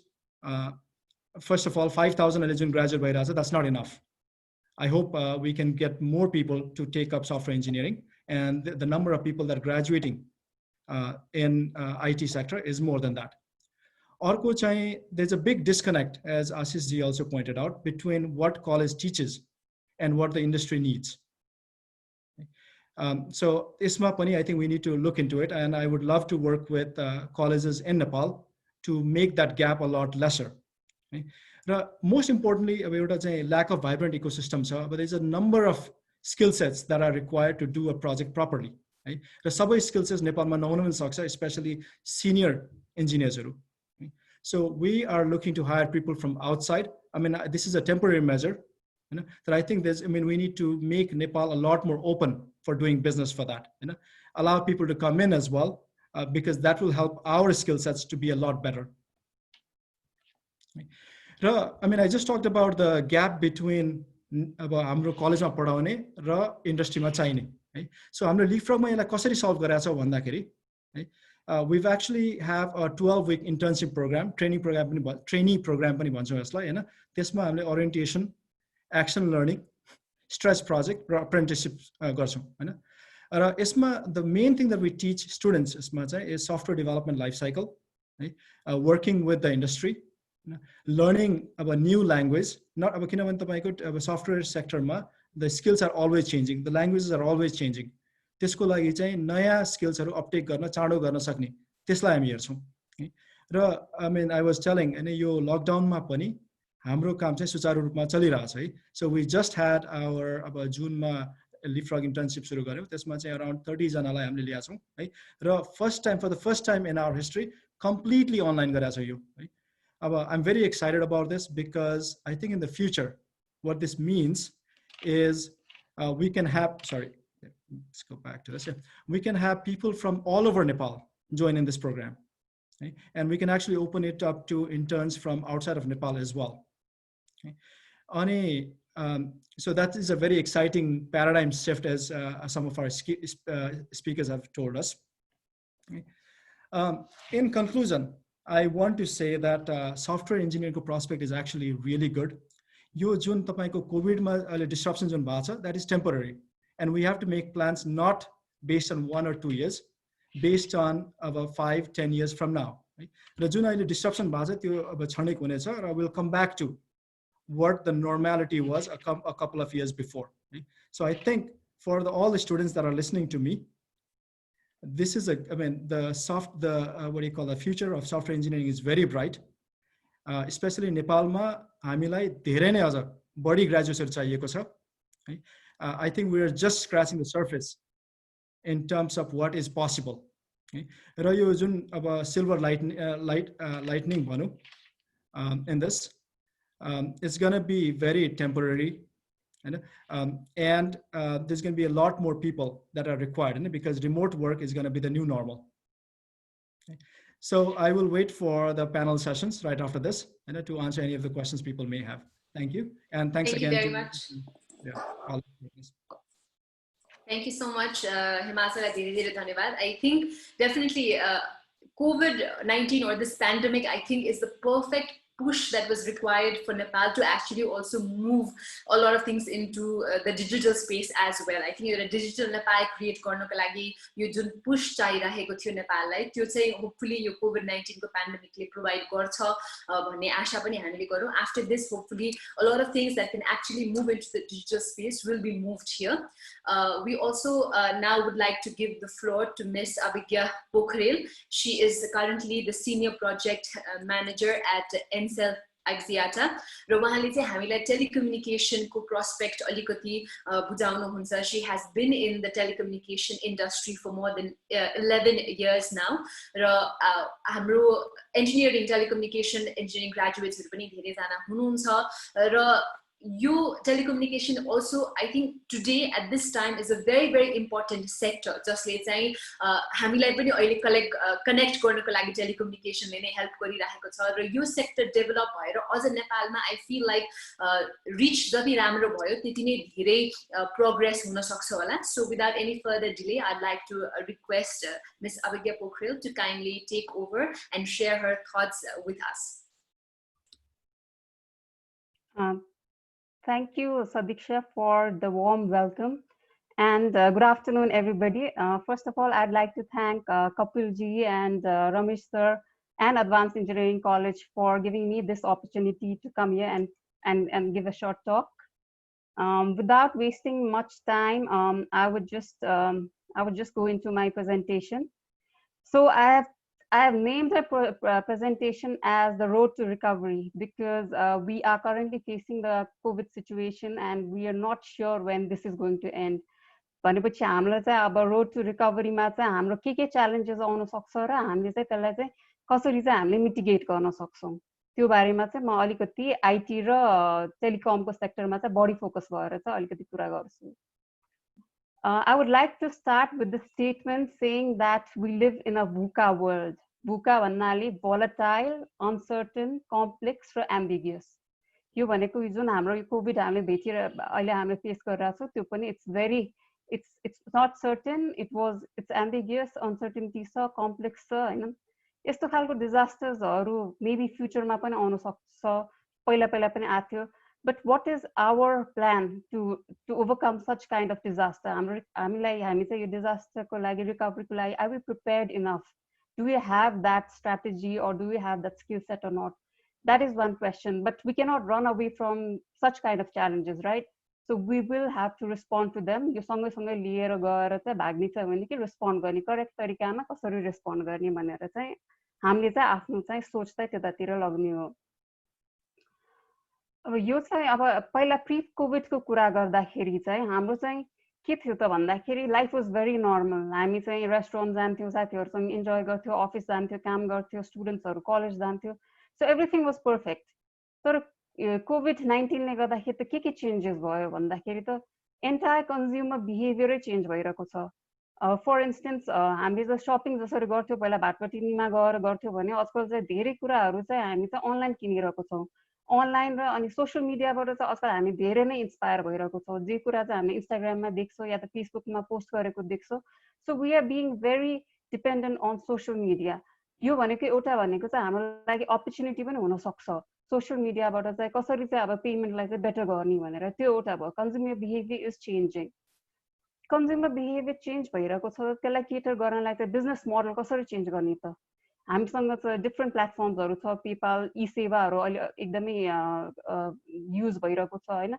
तर यो business model पनि यो हाम्रो चाहिँ digital payment प्लेटफर्महरूलाई चाहिँ cater गर्नलाई business मोडलहरू different चिजहरू कसरी चाहिँ चेन्ज गर्ने, वर्क फ्रम होम चिजहरू ल्याउँछौँ हामीले चाहिँ अब ठुलो अर्गनाइजेसन या सानो अर्गनाइजेसन्समा नि हामीले त्यो गरिरहेछौँ। गर्दाखेरि यो सबै चिजहरू चेन्ज चाहिँ हामीले देखिरहेछौँ, जहाँ चाहिँ हामीले चाहिँ पुरै वर्ल्डको इकोनोमीलाई नै वर्ल्डलाई नै पुरै एउटा चाहिँ डिफ्रेन्ट डिरेक्सनमा चाहिँ चेन्ज भइरहेको र एउटा इमर्जिङ मार्केट चाहिँ अलिक डिफ्रेन्ट वेमा नै गइरहेको देखिरहेको छौँ। So that's one thing that we are currently facing as of now. र यसले चाहिँ अब आइटी सेक्टरमा चाहिँ कस्तो चाहिँ इम्प्याक्ट पारेको छ त कोभिड-19ले गर्दाखेरि भन्दाखेरि चाहिँ इकोनोमिक सेक्टरमा definitely it has impacted a lot. Financial सेक्टरमा because there is less cash flow कम हुने बित्तिकै गएपछि डाइरेक्ट इम्प्याक्ट पर्ने भयो होइन। अनि अब स्पेसिफिकली टेल्कोमै हेर्नुहुन्छ भने पनि स्पेक्ट्रमकै कुराहरू हेर्नुहुन्छ भने पनि युएसमा पनि डिफ्रेन्ट अपरेटर्सहरूले चाहिँ दे आर बोरोइङ स्पेक्ट्रम्स। जस्तै कि अब कम्पिटिटर्स बिचमा चाहिँ मैले त स्पेक्ट्रम सेयर गरेर 5G 3G 4G को नेटवर्कहरू सेयर गरेर युज गरिरहेको छु, एउटा कुरा त्यो पनि भइरहेको छ। अर्को हेर्नुहुन्छ भने चाहिँ आउटेजहरू, अब यो त युरोपियन युनियनको मैले एउटा इक्जाम्पल दिएको छु होइन। हामीले चाहिँ स्ट्रिमिङ सर्भिसेसले गर्दाखेरि चाहिँ हाम्रो चाहिँ ब्यान्डविड्थ धेरै बढी युटिलाइज भइरहेछ भने त्यो ब्यान्डविड्थलाई कसरी चाहिँ अप्टिमाइज गर्ने भनेर चाहिँ पोटेन्सियल आउटेजलाई चाहिँ कम गर्नको लागि चाहिँ हामी चाहिँ स्ट्रिमिङ सर्भिसेसलाई चाहिँ पिक्चर क्वालिटी कम गरिदिनु होला, हाई डेफिनेसनमा भन्दा ब्यान्डविड्थ कम गर्नलाई अलिकति पिक्चर क्वालिटी कम गरेर चाहिँ देखाउनु होला भनेर त्यो एउटा पनि हामी एउटा चाहिँ कन्टेक्स्टमा गइरहेको छौँ होइन। अनि अर्को कुरा अब टेल्को नै कुरा गर्दाखेरि चाहिँ अब जुन हामीले एभरेज रेभेन्यू पर युजर हेर्थ्यौँ पहिला जुन चाहिँ बढी थियो भने अब अहिले चाहिँ लेस क्यास फ्लो, पेमेन्ट राम्रोसँग भइरहेको छैन, ट्रान्ज्याक्सन्सहरू हिट भइरहेछ भन्दाखेरि चाहिँ यो चाहिँ रेभेन्यू ड्रपहरूको कुराहरू पनि आइरहेछ। रोमिङ सर्भिसेसहरू राम्रोसँग अब अहिले रोमिङ सर्भिसेसमा धेरै रेभेन्यू छैन। आइएलजी भन्नाले लङ डिस्टेन्स कलिङमा पनि त्यसले इम्प्याक्ट पारिरहेको छ। त्यो गर्दाखेरि टेल्कोलाई पनि सर्टेन इम्प्याक्ट चाहिँ यसले चाहिँ एभरेज रेभेन्यू पर युजर कम भएर चाहिँ सर्टेन रेभेन्यू इम्प्याक्ट टेल्कोहरूलाई या आइटी सेक्टरलाई पनि त्यस्तो भएको छ। भोइस र डेटा रेभेन्यूमा चाहिँ यहाँ चाहिँ अपर्च्युनिटी देखिन्छ, किनभने चाहिँ हामी चाहिँ अहिले चाहिँ के गर्छौँ, धेरै चाहिँ हामी घरमै बसिरहेछौँ, घरबाट काम गरिरहेको छौँ होइन। त्यो हुँदाखेरि चाहिँ डेटामा चाहिँ हामीले थुप्रो अपर्च्युनिटी देखिरहेछौँ। हाम्रो चाहिँ नेटवर्क चाहिँ रेजिलियन्ट हुने हो भने, हामीले आउटेज चाहिँ कम गर्न सक्ने हो भने, ब्यान्डविड्थ बढाउन सक्ने हो भने चाहिँ यहाँबाट चाहिँ हामी चाहिँ डेटा सेक्टरबाट चाहिँ भनौँ न 3G 4Gबाट चाहिँ 5G त हामीका छैन, तर डिफ्रेन्ट प्लेसेसमा चाइनाहरूतिर या युरोपतिर त्यो अलरेडी भइसकेको छ र यो सेक्टरहरूलाई चाहिँ हामी बुमिङ भनेर देखिरहेको छौँ। कस्टमर एक्सपिरियन्सकै कुरा गर्नुहुन्छ भने पनि different sector, not only telcos but बिपिओजहरूले चाहिँ कसरी चाहिँ अब कस्टमर एक्सपिरियन्स चाहिँ कसरी एनहान्स गर्ने त, यो कोभिडको बेलामा चाहिँ कसरी चाहिँ हामी चाहिँ हाम्रो कस्टमरलाई चाहिँ राम्रो एक्सपिरियन्स दिन सक्छौँ भनेर कतिवटा बिपिओ चाहिँ घरबाट पनि सञ्चालन भइरहेको छ। जुन चाहिँ अब कल सेन्टर चाहिँ अफिसमा गएर एउटा ठुलो कोठाभित्र चाहिँ अपरेट हुन्थ्यो होइन, we still need to give service to our customers भनेर चाहिँ they are working from home as well, so they are giving service होइन। र टेल्कोले पनि अब डिफ्रेन्ट डेटा प्याक्स, भोइस प्याक्सहरू यो चिजहरूलाई केटर गर्नलाई यो चिजहरू चाहिँ अब लिएर आइरहेको छ।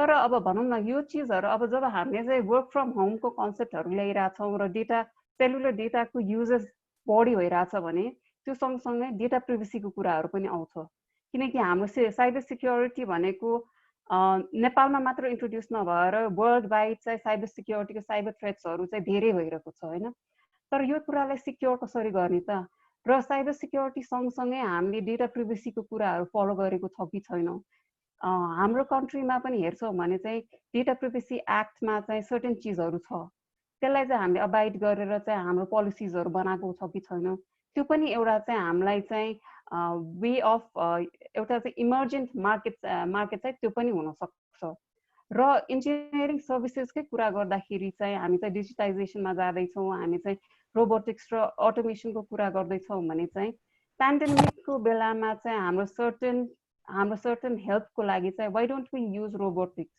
जति चाहिँ अब हामीले भनौँ न कुनै पनि हस्पिटलमा हामीले केटर गर्दाखेरि चाहिँ जुन चाहिँ सर्भिसेस नर्सले देला खाना लग्ने या औषधि खुवाउने बिरामीलाई त्यो सर्भिसेसहरू चाहिँ हामीले चाहिँ अटोमेट गरेर रोबोटिक्स युज गरेर गऱ्यो भने चाहिँ त्यसले चाहिँ certain pandemic inside the hospital spread गर्नलाई पनि कम गर्न सक्ला त्यो भनेको चाहिँ हाम्रो लागि एउटा थ्रेट त अलरेडी छ तर त्यो चाहिँ हाम्रो लागि एउटा अपर्च्युनिटी चाहिँ कसरी हुनसक्छ त how do we make this as a startup so that we can even see this as a possible market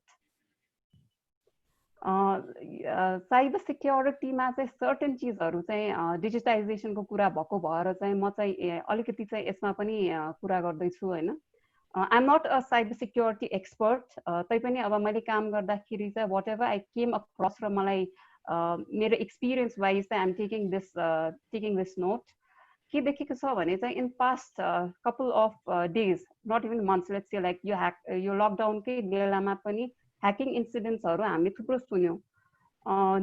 Nepal बाहिर त हामीले यस्तो इन्सिडेन्ट सुन्थ्यौं नै तर हामी नेपाल भित्र पनि certain companies हरू I don't want to name them but त्यो कम्पनीजहरुमा चाहिँ सर्टेन सिक्युरिटी ब्रीच भएको अनि एपीआईहरु एक्सपोज भएको कुराहरु सिस्टम ह्याक भएको कुराहरु हामी सुन्न आएको छौं विगतको केही दिनहरुमा हैन र अब यो सिस्टम्सहरुलाई चाहिँ कसरी सिक्योर गर्ने त अब everything is moving into digitisation सबभन्दा ठूलो त हाम्रो पेमेन्ट चाहिँ भनौं न डिजिटल पेमेन्टको प्लेटफर्मतिर हामी मुभ गरिरहेछौं it's such a big market हैन हाम्रो चाहिँ बैंकिङ सेक्टर भनौं बैंकिङ सेक्टर चाहिँ अब इज इट सिक्योर्ड इनफ हामी यसलाई कसरी सिक्योर गर्ने त हामी चाहिँ त्यसको लागि चाहिँ प्रिभेन्टिभ मेजर्सहरु लिएको छ कि छैन एउटा कुनै बैंकै ह्याक भयो भने जस्तो ठूलो थ्रेट त के पनि नहोला हैन I hope it never happens here in Nepal that's my wish तर भनौं न त्यो इन केस भइहाल्यो भने त it's going to be a disaster हैन तर यो डिजास्टरलाई चाहिँ हामीले कम्ब्याट गर्नलाई चाहिँ हामीले चाहिँ त्यो अनुसारको चाहिँ स्ट्र्याटेजिक प्लानिङ गरिसकेका छौं कि छैनौं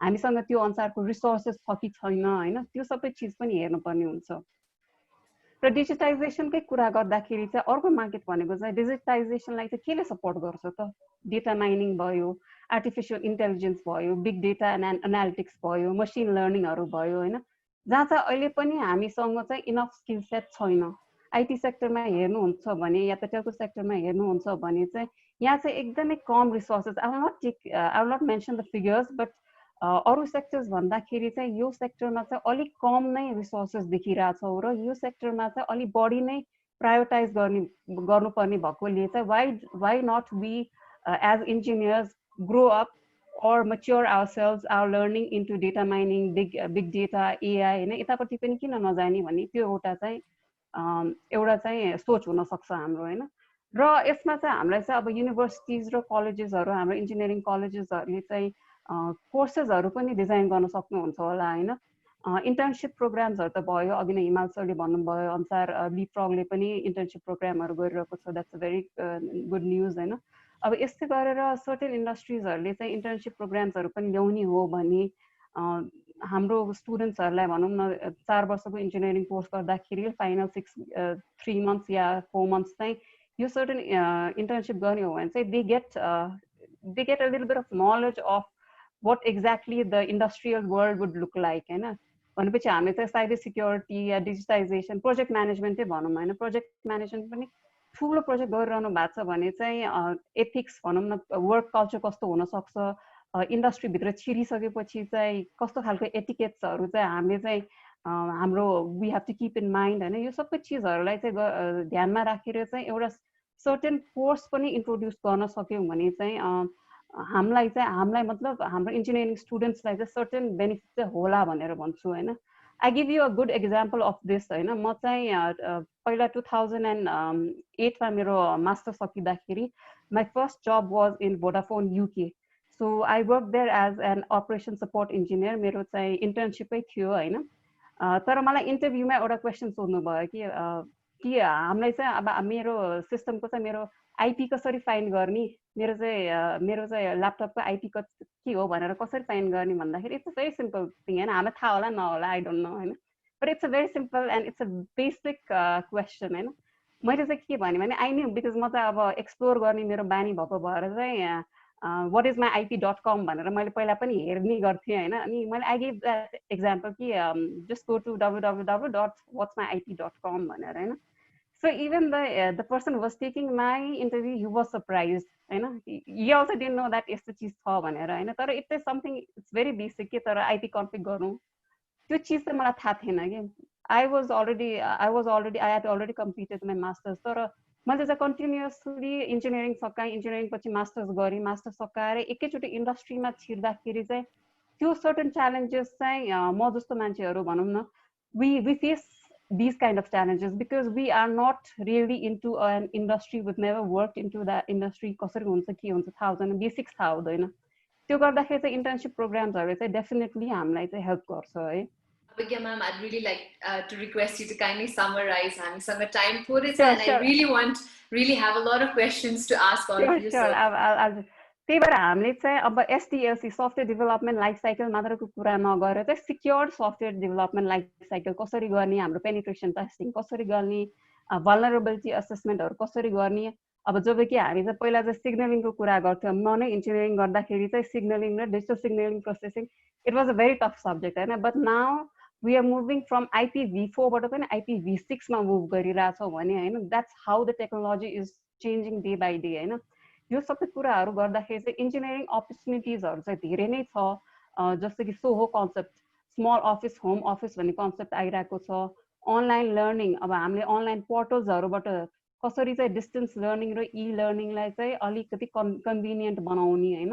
र डेटा ओटिटी सर्भिसलाई कसरी एक्सप्यान्ड गर्ने, 5G नेटवर्कमा हामीले चाहिँ अहिले इन्भेस्ट गर्ने कि नगर्ने, ग्रोथ के होला होइन. त्यो सबै चिजहरू चाहिँ हेरेर चाहिँ हामीले चाहिँ इन्जिनियरिङ अपर्च्युनिटिजहरू पनि हेर्न सक्छौँ होइन. बिपिओजहरू चाहिँ अब हामीले कसरी बेटर बनाउने, स्टार्टअप्सहरू भनौँ न, हामी कहाँ स्टार्टअप्सहरू छ अहिले त आइरहेको छ, तर त्यसलाई पनि अझ बुम कसरी गर्ने, हाम्रो गभर्मेन्ट चाहिँ सपोर्टिभ छ कि छैन, हाम्रो इन्भेस्टमेन्ट डिसिजन्सहरू चाहिँ त्यो सपोर्टिभ छ कि छैन, डिजिटल प्लेटफर्म्सहरूलाई कसरी राम्रो बनाउने, एआई र बिग डेटामा कसरी बढी म्यान पावर बढाउने जस्ता कुराहरू चाहिँ हामीलाई चाहिँ न्यू इन्जिनियरिङ अपर्च्युनिटिजको रूपमा चाहिँ आउन सक्छ है. म यसमा चाहिँ जाँदिनँ, यो चाहिँ किनकि हाम्रो चाहिँ क्विक विन्स के हुन्छ, हामी मिड टर्म स्ट्राटेजी के बनाउन सक्छौँ र लङ टर्म स्ट्राटेजी चाहिँ यही अनुसारको यही चिजहरूलाई चाहिँ हामीले चाहिँ सोचेर चाहिँ हाम्रो स्ट्राटेजी कसरी बनाउन सक्छौँ भन्ने हो होइन. Just a question of thought है. यो चाहिँ लास्ट स्लाइड हो मेरो. How do make our people more secure, त्यसो भए त होइन. हामी सिक्योरिटी त पर्सनल सिक्योरिटी भनेको इट्स द मस्ट, र यो चाहिँ सबभन्दा इम्पोर्टेन्ट कुरा भयो. लर्निङ अपर्च्युनिटिजलाई कसरी चाहिँ हामीले चाहिँ बढी चाहिँ यसलाई एनहान्स गर्न सक्छौँ. नट ओन्ली इन काठमाडौँमा त अब छ, तर रुरल र सेमी अर्बन एरियाजमा पनि त त्यो त पुग्नु पर्यो होइन. त्यसलाई चाहिँ कसरी चाहिँ बुस्ट गर्न सक्छौँ, कसरी सपोर्टिभ मेथड्स ल्याउन सक्छौँ, इनोभेसनलाई कसरी सपोर्ट गर्छ हामीले, डेटा प्रिभेसी एक्टलाई या त रिसोर्सेसलाई कसरी बढाउँछौँ, अटोमेसन र रोबोटिक्सको कुराहरूलाई कसरी लेभरेज गर्छौँ, र हामीले चाहिँ एन्टायर बिजनेसको इकोसिस्टमलाई चाहिँ सस्टेन गर्नलाई चाहिँ हामीले चाहिँ कस्तो खालको सपोर्ट चाहिँ फ्रम आवर इन्जिनियरिङ या अर आवर इन्भेस्टर्सबाट चाहिँ हामीले चाहिँ के कुराहरू चाहिँ हामीले कस्तो खालको सपोर्ट चाहिँ लिन सक्छौँ भन्ने कुराहरू चाहिँ I just want to highlight. That's all. Thank you very much. Thank you very much, Abhikyaji. उहाँलाई पनि धेरै धेरै धन्यवाद दिन चाहन्छु हामी for sharing her personal story as well. At the same time, telecommunication को perspective हामीलाई दिनुभएकोमा पनि धेरै धेरै धन्यवाद. We have to conclude by 6 PM. So अहिले 5:35 भएको छ, and I really want to manage the time to the maximum so that I can engage in discussion and Q&A. हामीसँग धेरै क्वेशन्सहरू पनि आएको छ. हाम्रो धेरै पार्टिसिपेन्ट्सहरूले हामीलाई Q&A पठाउनु पनि भएको छ so I'd like to start with Sushil सरले मैले देखिरहेको छु प्राइभेटली पनि कति क्वेशन एन्ड आन्सरहरूलाई उहाँले रिप्लाई पनि गरिराख्नु भएको छ So Sushil sir, I would like to ask 2 questions. तपाईलाई दुईटा क्वेशन सोध्न चाहन्छु तर एकदमै to the point answers दिनको लागि पनि म अनुरोध गर्न चाहन्छु है to all our speakers. So एउटा क्वेशन चाहिँ तपाईले त एक्जाम्सहरुको बारेमा धेरै क्वेशनको आन्सर पनि गरिसक्नु भयो अनि तपाईले भन्नुभयो यो 2 महिना अलिकति पुश भए पनि अब हामी हलिडेजहरु काटेर we will start भनेर भन्नुभएको छ बट मेरो भाइ पनि engineering पढिरहेछ and he's also a bachelor student and I know how tough it is for engineering students हुन्छ नि कति गाह्रो हुन्छ कति प्रोजेक्ट्सहरु गर्नु पर्यो practical theoretical त्यतिकै छ so we just went through a global pandemic हैन यो हुँदा हुँदै I hope and I want to ask you if IOE has actually considered your mental pressure on students now that they'll get back to college र यो short period of time मा जब courses हरु सकाउनु पर्ने हुन्छ हैन IOE को plans कस्तो छ अलिकति mental students को mental health मा पनि focus गर्नको लागि because they will be under tremendous pressure if the course is still the same हैन so अलिकति changes हरु त्यस्तो plan गर्नु भएको छ कि छैन and if yes कस्तो changes हरु छ भनेर Thank you, Sadisha. Okay, के छ भने मैले धेरै जसो क्वेशनको एन्सर रिटर्न फर्ममा पनि दिइसकेँ अब स्ट्रेसमा छ यो हामी पनि फिलिङ गरिरहेका छौँ हामी पनि स्ट्रेसमा छौँ किन पेन्डेमिक एकदम बढ्दैछ टाइम इलोंगेट भइरहेछ हाम्रो प्लानहरू फेल भइरहेछन् तैपनि एउटा पोजिटिभ पार्ट के छ भने दुईटा कुराहरू छ अहिले हामी अनलाइन लर्निङ सिस्टममा पनि स्टार्ट गरिसकेका छौँ है सबै प्रोग्रामहरुमा गर्न सकेका छैन विद्यार्थीहरु क्वेशन त्यही छ एक्जाम पज गरौँ अनि अनलाइनमा जाउँ त्यो इन्स्टिट्युट अफ इन्जिनियरिङ आइओए ले सुरु गरिसक्यो तर अहिले के गरेका छौँ भने अलिकति हामीलाई डेटा एउटाले अलिकति अप्ठ्यारो परेको छ ब्याचलर स्टुडेन्ट्सहरु जो चाहिँ अलिकति दूर दराजमा गाउँतिर छ उनीहरु रिचेबल छैन 20% जति यसलाई के गर्ने हामी अनलाइन सुरु गर्न जान्छौँ 20% स्टुडेन्ट भनेको चाहिँ 17,000 मा 20% भनेको नियरली 3400 स्टुडेन्ट्स यही क्वेशन पनि आयो 34 स्टुडेन्ट्स अनरिचेबल भएपछि त्यसलाई के गर्ने भन्ने क्वेशन ठुलो छ हामी इन्स्टिट्युट अफ इन्जिनियरिङले अनलाइन कोर्स गरिसकेपछि कोही पनि विद्यार्थीले पढ्न वञ्चित होस् भन्ने हामी चाहदैनौँ हामी सबै विद्यार्थीहरूलाई को हिसाबले हेर्छौँ इन्स्टिट्युट अफ इन्जिनियरिङको 17,000 विद्यार्थी अनलाइनबाट पढ्नुपर्छ र यसमा चाहिँ टेक्नोलोजीको अलिकति प्रब्लम छ त्यही भएकोले अहिले हामी चाहिँ के गरेका छौँ बिस्तारै एमएससी को विद्यार्थीहरूलाई चाहिँ अनलाइनमा क्लासेसहरू लिँदैछौँ त्यसमा पनि त्रिभुवन विश्वविद्यालयले चाहिँ अनलाइनबाट इभ्यालुएसन पनि गर्नुस् भनिसकेका छ त्यही भएकोले हामीले आजै पनि हामीले एउटा सर्कुलेसन पाएको छौँ अहिले हामीले आइटी क्याम्पसहरु एमएससी को हाम्रो के छ भने सदस्यले भन्छ क्लासहरु सबै सकिसकेको छ हामी एक्जाममा पज गरेर बसिया छौँ हाम्रो क्लासहरु कुनै पनि इन्कम्प्लिट छैन हाम्रो सेमेस्टर कोर्स अलरेडी फिनिश्ड अरु त्रिभुवन युनिभर्सिटीको अरु ल मेडिसिन अरुमा चाहिँ के छ भन्दाखेरि सेमेस्टरको बीचमा पज भएको हामी एक्जाम स्टार्टबाट पज भएको कोर्स कम्प्लिट भयो एक्जाम भएको छैन अनि क्वेशन के अर्को सेमेस्टरको क्लास लिने कि नलिने अहिले हामीले के छ हैन यो सेमेस्टर अनलाइनबाट लिन सकिने मास्टर्सको thesis project architecture 5th year को थेसिस हामी अनलाइनबाट इभ्यालुएसन गर्छौं विदिन 2 मन्थ्स यो चाहिँ सर्कुलेट क्याम्पसहरुमा भइसकेको छ त्यो भएर आइओए चुप लाएर बसेको छैन अनलाइन प्रोसेसमा गएको छ अनलाइन मोडालिटीलाई हामीले बिस्तारै एडप्ट गर्दै छौं अहिले धेरै जसो विद्यार्थीले ब्याचलरको छ जो प्रश्नहरु उठाइरहेका छन् उनीहरु ब्याचलरको स्टुडेन्ट्सहरु हजुर उनीहरुमा जानलाई अलिकति इन्टरनेट सोर्सले त्यसले चाहिँ प्रब्लम क्रिएट गर्यो त्यसलाई पनि हामी चिर्दै जान्छौं अब बिस्तारै स्टार्ट गर्छौं ब्याचलरमा पनि आर्किटेक्चर पनि स्टार्ट गर्यौं अब सिभिल इन्जिनियरिङ इलेक्ट्रिकल इन्जिनियरिङ हाम्रो सबै इन्जिनियरिङ हामी सुरु गर्छौं त्यो हाम्रो अहिलेको प्लानै छ अहिले क्वेशन के छ भने एक्जाम के गर्ने भन्ने हो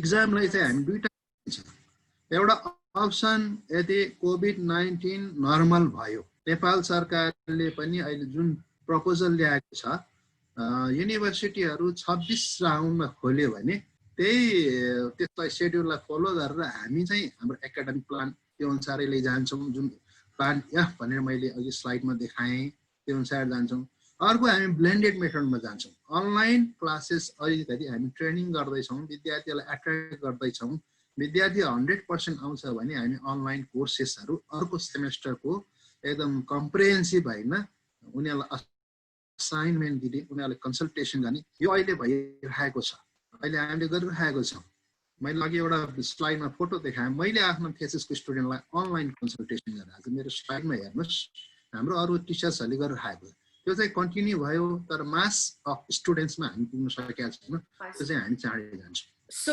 अब म यही लाइक कन्टिन्यू गरेर म अभिज्ञाजीलाई सोध्न चाहन्छु यो नेक्स्ट क्वेसन चाहिँ सुशील सरले पनि भनिहाल्नु भयो धेरै स्टुडेन्ट्सहरूलाई हामीले डिजिटली मटेरियल्सहरू पठाउन खोजिरहेछौँ तर अलिकति इन्टरनेट कभरेजको कारणले भइसकेको छैन भनेर so I'd like to ask this question to अभिज्ञाजी अब I know Nepal has really improved यो स्मार्टफोन पेनिट्रेसनदेखि लिएर इन्टरनेट पेनिट्रेसन धेरै पर्सेन्टेज इन्क्रिज भइसक्यो ओभर द पास्ट इयर्स तर अझै पनि इन्जिनियरिङ स्टुडेन्ट्सहरू त काठमाडौँ अथवा मेजर सिटिजबाट मात्रै नभइकन देशको विभिन्न ठाउँहरूबाट पनि आउनुहुन्छ होइन सो अब इलेक्ट्रिसिटी पनि अलमोस्ट सबै ठाउँमा पुगिसक्यो सँगसँगै यो इन्टरनेट कभरेज पनि त्यही अनुसार राम्रो भइदियो भने चाहिँ कति even post covid also lot of students would really benefit होइन सो यसको लागि चाहिँ यो इन्टरनेट कभरेजको अलिकति प्लान्सहरू because you are the senior manager at NCEL as well. So त्यो हिसाबले पनि अलिकति इन्टरनेट कभरेज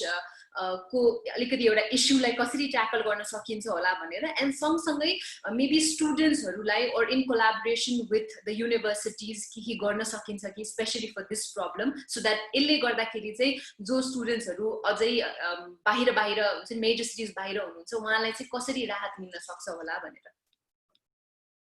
हजुर सदीक्षाजी यो चाहिँ हामीले चाहिँ अब फाइबर टु द होम भन्ने कन्सेप्ट छ होइन जुन चाहिँ हामी चाहिँ आइएसपीजहरू या त टेल्कोजहरूले सबैले चाहिँ बाहिर हामी नेपालभित्र या नेपाल बाहिर चाहिँ त्यो कन्सेप्टमा गइरहेको छ होइन त्यसमा चाहिँ अब हामीले चाहिँ यो फाइबरको युसेज चाहिँ हामीले चाहिँ कसरी घर घरमा पुर्याउन सक्छौँ त फाइबर टु द होम भन्ने कन्सेप्टमा चाहिँ हामीले आफ्नो चाहिँ ब्यान्डविथ कसरी बढाउन सक्छौँ हामीले आफ्नो कभरेज कसरी बढाउन सक्छौँ होइन त्यसको लागि चाहिँ त्यो सर्टेन मोडालिटिजमा चाहिँ टेक्नोलोजी सेक्टरले भनौँ न या टेल्कोले या त आइएसपीजले पनि काम गर्न जरुरी छ होइन उहाँहरूले पनि गरिरहनु भएको छ सर्टेन मोडालिटिजमा आइरहनु भएको छ I will not comment what exactly they are doing on होइन this would not be the I mean I would not be the right person to say that होइन तर हाम्रो आइएसपीजहरू हेर्नुहुन्छ भने पहिलाको भन्दा चाहिँ अहिले चाहिँ निकै नै कभरेज चाहिँ राम्रो भएको छ अहिले रुरल एरियामा जान्छौँ भने पनि हाम्रो चाहिँ कभरेज चाहिँ राम्रो भएको देखिन्छ इन्टरनेट चलाउन गाउँ गाउँमा पनि मान्छेहरूले चाहिँ internet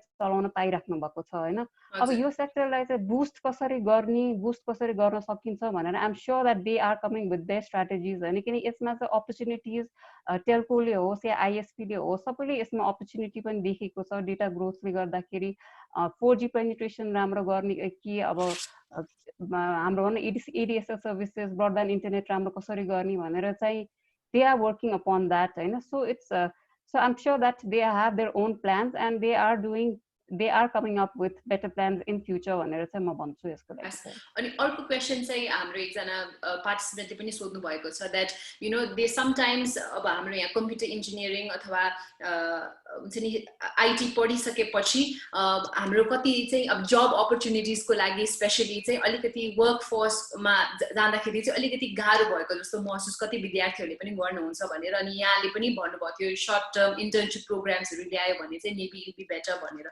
So maybe future plans to collaborate with universities or different colleges जसले गर्दाखेरि चाहिँ विद्यार्थीहरू आफ्नो डिग्री पाइसकेपछि चाहिँ एकैचोटि काममा जम्प गर्नुभन्दा अगाडि अझै अलिकति एक्सपिरियन्स लिनको लागि त्यस्तो के कस्तो प्रोग्रामहरू ल्याउन सक्नुहुन्छ होला भनेर यो पनि फेरि अगेन प्रोग्राम्सहरू चाहिँ सर्टेन अर्गनाइजेसन्सहरूले चाहिँ अलरेडी होइन यो चाहिँ अब हिमालजीले भन्नुभयो लिप फ्रगमा छ होइन एनसेलमा पनि सर्टेन ड्युरेसनको लागि गरेको थियो होइन र अरू पनि यस्ता अर्गनाइजेसन्सहरू छन् जसले चाहिँ इन्टर्नसिप प्रोग्राम्सहरू 3 मन्थ्सको 4 मन्थ्सको त्यो चाहिँ ल्याएर चाहिँ के गर्छौँ भने चाहिँ हामी चाहिँ टाइअप गर्छौँ कलेजेसहरूसँग कुन कलेजसँग टाइअप गर्ने भनेर डिफ्रेन्ट अर्गनाइजेसन्सहरूको चाहिँ डिफ्रेन्ट कलेजेससँग टाइअप होला होइन त्यसलाई चाहिँ अब अहिले चाहिँ धेरै नहोला भन्छु 2-4वटा होला होइन आइम नट स्योर तर यसलाई चाहिँ अब अरू पनि अर्गनाइजेसनले जस्तै कि हामी चाहिँ प्राइभेट सेक्टरमा चाहिँ हाम्रो चाहिँ थुप्रो अर्गनाइजेसन्सहरू छ हाम्रो सफ्टवेयर इन्डस्ट्रिजमै पनि अहिले त थुप्रो सफ्टवेयर कम्पनीजहरू छ होइन उहाँहरूले चाहिँ कसरी चाहिँ हेल्प गर्न सक्नुहुन्छ कस्तो चाहिँ मोडालिटिजमा रहनुहुन्छ र 1 मन्थको ट्रेनिङ प्रोग्राम ल्याउने हो कि 3 months को ट्रेनिङ प्रोग्राम ल्याउने हो कि त्यो प्रोग्राम ल्याएर चाहिँ रिसोर्सेसलाई कसरी युज गर्ने हो होइन जुन चाहिँ अहिले एम्प्लोइजले गरिरहेको काम छ त्यो नै सर्टेन बर्डन चाहिँ 5% 10% काम चाहिँ उनीहरूलाई गराउने हो कि होइन जस्तै मैले भने कि पेनिट्रेसन टेस्टिङहरूको कुरा गरेँ मैले होइन एआई अब डेटाबेसेसहरूमा कसरी चाहिँ उनीहरूलाई एजुकेट गराउने कस्तो खालको चाहिँ उनीहरूलाई नलेज ट्रान्सफर गर्ने होइन त्यस्तो खालको चाहिँ डिफ्रेन्ट अर्गनाइजेसनले चाहिँ उनीहरूको चाहिँ बिजनेस मोडल अनुसार चाहिँ होइन टेल्को अनुसारको मोडल होला सफ्टवेयर कम्पनीको सफ्टवेयर अनुसारको होला त्यो पनि डिफ्रेन्ट फिल्डमा हुनसक्छ रेडियोमा हुनसक्छ सफ्टवेयर प्रोजेक्ट म्यानेजमेन्टमा हुनसक्छ होइन साइबर सिक्योरिटीमा हुनसक्छ डिफ्रेन्ट फिल्ड अनुसार चाहिँ यो चाहिँ मोडल चाहिँ चेन्ज गरेर चाहिँ आफ्नो different companies they will have different plans र उहाँहरूले चाहिँ आफ्नो चाहिँ मोडालिटी बिजनेस मोडल हेरेर चाहिँ काम गर्न चाहिँ it's I think that would be very beneficial for the students. Nice. So I'd like to ask, thank you very much, Abhigya ma'am. I'd like to ask a question now to Himanshu. यहाँले पनि भन्नुभयो हुन्छ नि a lot of we really do hope that Nepalमा पनि एउटा unicorn जन्मियोस् because we also have a lot of IT enthusiasts, a lot of IT engineers as well who are working tirelessly. तर कतिजना IT स्टुडेन्ट्सहरू चाहिँ मैले पनि पर्सनली चिनेको IT स्टुडेन्ट्सहरू चाहिँ अहिले भर्खरै बिस्तारै slowly there are opportunities in Nepal तर धेरैजना चाहिँ सिलिकन भ्याली जाने अथवा साइबर सिटी जाने सपनाहरू देख्नुहुन्छ our graduates who graduate from Nepal हैन why do you think it is happening र त्यो ट्यालेन्ट चाहिँ नेपालमै राख्नको लागि के कस्तो अपर्च्युनिटिजहरू डेभलप गर्नुपर्छ होला नेपालभित्रै So I think that's very true. I mean, हामीलाई join गरेका मान्छेहरू पनि we generally see them leaving in about 2 to 3 years for US, Europe हरूतिर अनि त्यसलाई म necessarily bad कुरा त भन्दिन हैन because what I see is after a certain number of years 10-12 वर्षपछि they start contributing back to Nepal. So that's actually not a bad thing. But in terms of you stopping the brain drain भनौँ न त्यसको लागि चाहिँ I think it would be better to have more opportunities in Nepal. And I'm seeing more of that happening as well. सबभन्दा पहिला त मैले अघि भने जस्तै इकोसिस्टमको अलिकति कमी देखाएको छ नेपालमा. So when people want to learn more, upskill their भनौँ न skill sets, they see that they have to go abroad. एउटा त्यो इश्यू छ. अब as we see more and more jobs being created, more and more companies being created in Nepal, that's going to help in that sector, number one. Number two मा चाहिँ if कुनै पनि as I said एउटा unicorn बन्यो भने that can really invest in the ecosystem. The दुईटा कुरा छ एउटा त अब people leave for economic reasons. The amount of money that they make, the amount of money that they make outside of Nepal, नेपालमा भन्दा धेरै नै छ है. But at the same time something that needs to be factored in is cost of living abroad is also very high. So real purchasing power parity भन्छ नि त्यसको हिसाबले चाहिँ what is the real income outside and in Nepal त्यो हेर्नु पर्ने छ. मलाई कस्तो लाग्छ भने अहिले I'm seeing a lot more people staying in Nepal. The तपाईँको computer science software engineering मा especially because that's what I can relate to. Project management मा the salary level is going higher and higher, which is good. And skill sets in Nepal is also getting better. There's more people. I've seen other companies that are bringing people from abroad so that they can teach or they can work with the Nepali sector. I think if the government makes it a lot easier for more companies, foreign direct investment, even more simpler in software, that's going to help. Okay. All right. Thank you very much, Himanji. I'd like to ask the next question to Ashish sir. उहाँलाई के सोध्न चाहन्छु भन्दा अघि उहाँले पनि भनिहाल्नु भयो आशिषजीले that in these different projects that he's working also in hydropower, high level position, high level engineers को position चाहिँ बाहिरबाट नै fill गर्नुपर्छ भन्ने. So I'd like to ask, why is that the main reason? Is it because they don't have enough experience because of the lack of projects, or is it because उहाँहरूको syllabus अथवा education मै केही कमी भएको कारणले, or is it because they do not possess a specific skill set? For example, पढाइ एकदम राम्रो भए पनि information एकदमै राम्रोसँग थाहा भए पनि जस्तो leadership qualities अथवा outspoken नभएर त्यो manager level को positionहरू नपाउने हो कि आशिष जी? Yeah. Why do you think is the cause? Yeah. So see, the main reason is, we react very slow in our country, in terms of policy making. So hydropower industry is a very new industry in Nepal. Like we just have 1200-1300 megawatt. We just come out of load shedding. अगाडिको यात्रा हामीलाई अब 10,000 15,000 megawatt हामी add गर्दैछौँ। So 81 यसमा चाहिँ demand बढेको छ। यता पनि हाम्रो engineers particularly from electrical and the mechanical side हाम्रो टेक्स्ट बुक लर्निङ जुन छ कलेजेसमा त्यो रन बाई द मिल छ, त्यो नर्मल कोर्समा भइरहेछ। Hydro power is anyways a specialize industry. So त्यसलाई चाहिने स्किल सेट र हाम्रो कलेजमा पढाउने स्किल सेटको म्याचिङ छैन र एकैचोटि डिमान्ड आएको छ। त्यसले गर्दा what needs to be done now is that हाम्रो इन्जिनियर्सले जुन हाम्रो बाहिरको इन्जिनियर्सहरू छन् उहाँहरूसँग learning by doing at work place गरेर र ट्रेनिङ सेन्टर्सहरूले चाहिँ त्यो स्किललाई फास्ट ट्र्याक इम्पार्ट गरेर I think we can bridge the gap and then please engineers can take it up. So I think so अर्को एउटा क्वेसन म रमेश सरलाई सोध्न चाहन्छु। अब चाहिँ रमेश सर चेयरम्यान पनि हुनुहुन्छ ACM को। सो रमेश सर जस्तो आशिषजीले पनि भर्खर भनिहाल्नु भयो, देयर इज समटाइम्स चाहिँ एउटा स्टुडेन्ट्सहरूले पनि महसुस गर्नुहुन्छ र इम्प्लोयर्सहरूले पनि महसुस गर्नुहुन्छ यो ग्याप चाहिँ।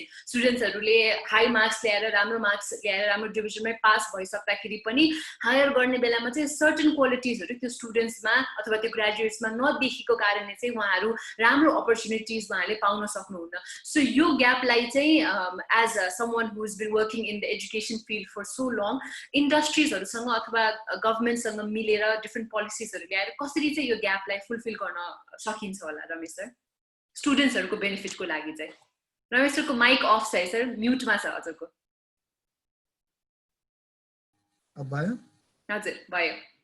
मलाई यसमा के लाग्छ भन्दाखेरि हामी कहाँ इन्डस्ट्री एकाडेमी डायलग गर्ने चलन एकदम कमजोर छ र अहिले यसमा डिन अफिसले पनि यसलाई अलिकति डिन अफिसले लिड गर्नुपर्छ र सम्बन्धित कलेजहरूले पनि लिड गर्नुपर्छ।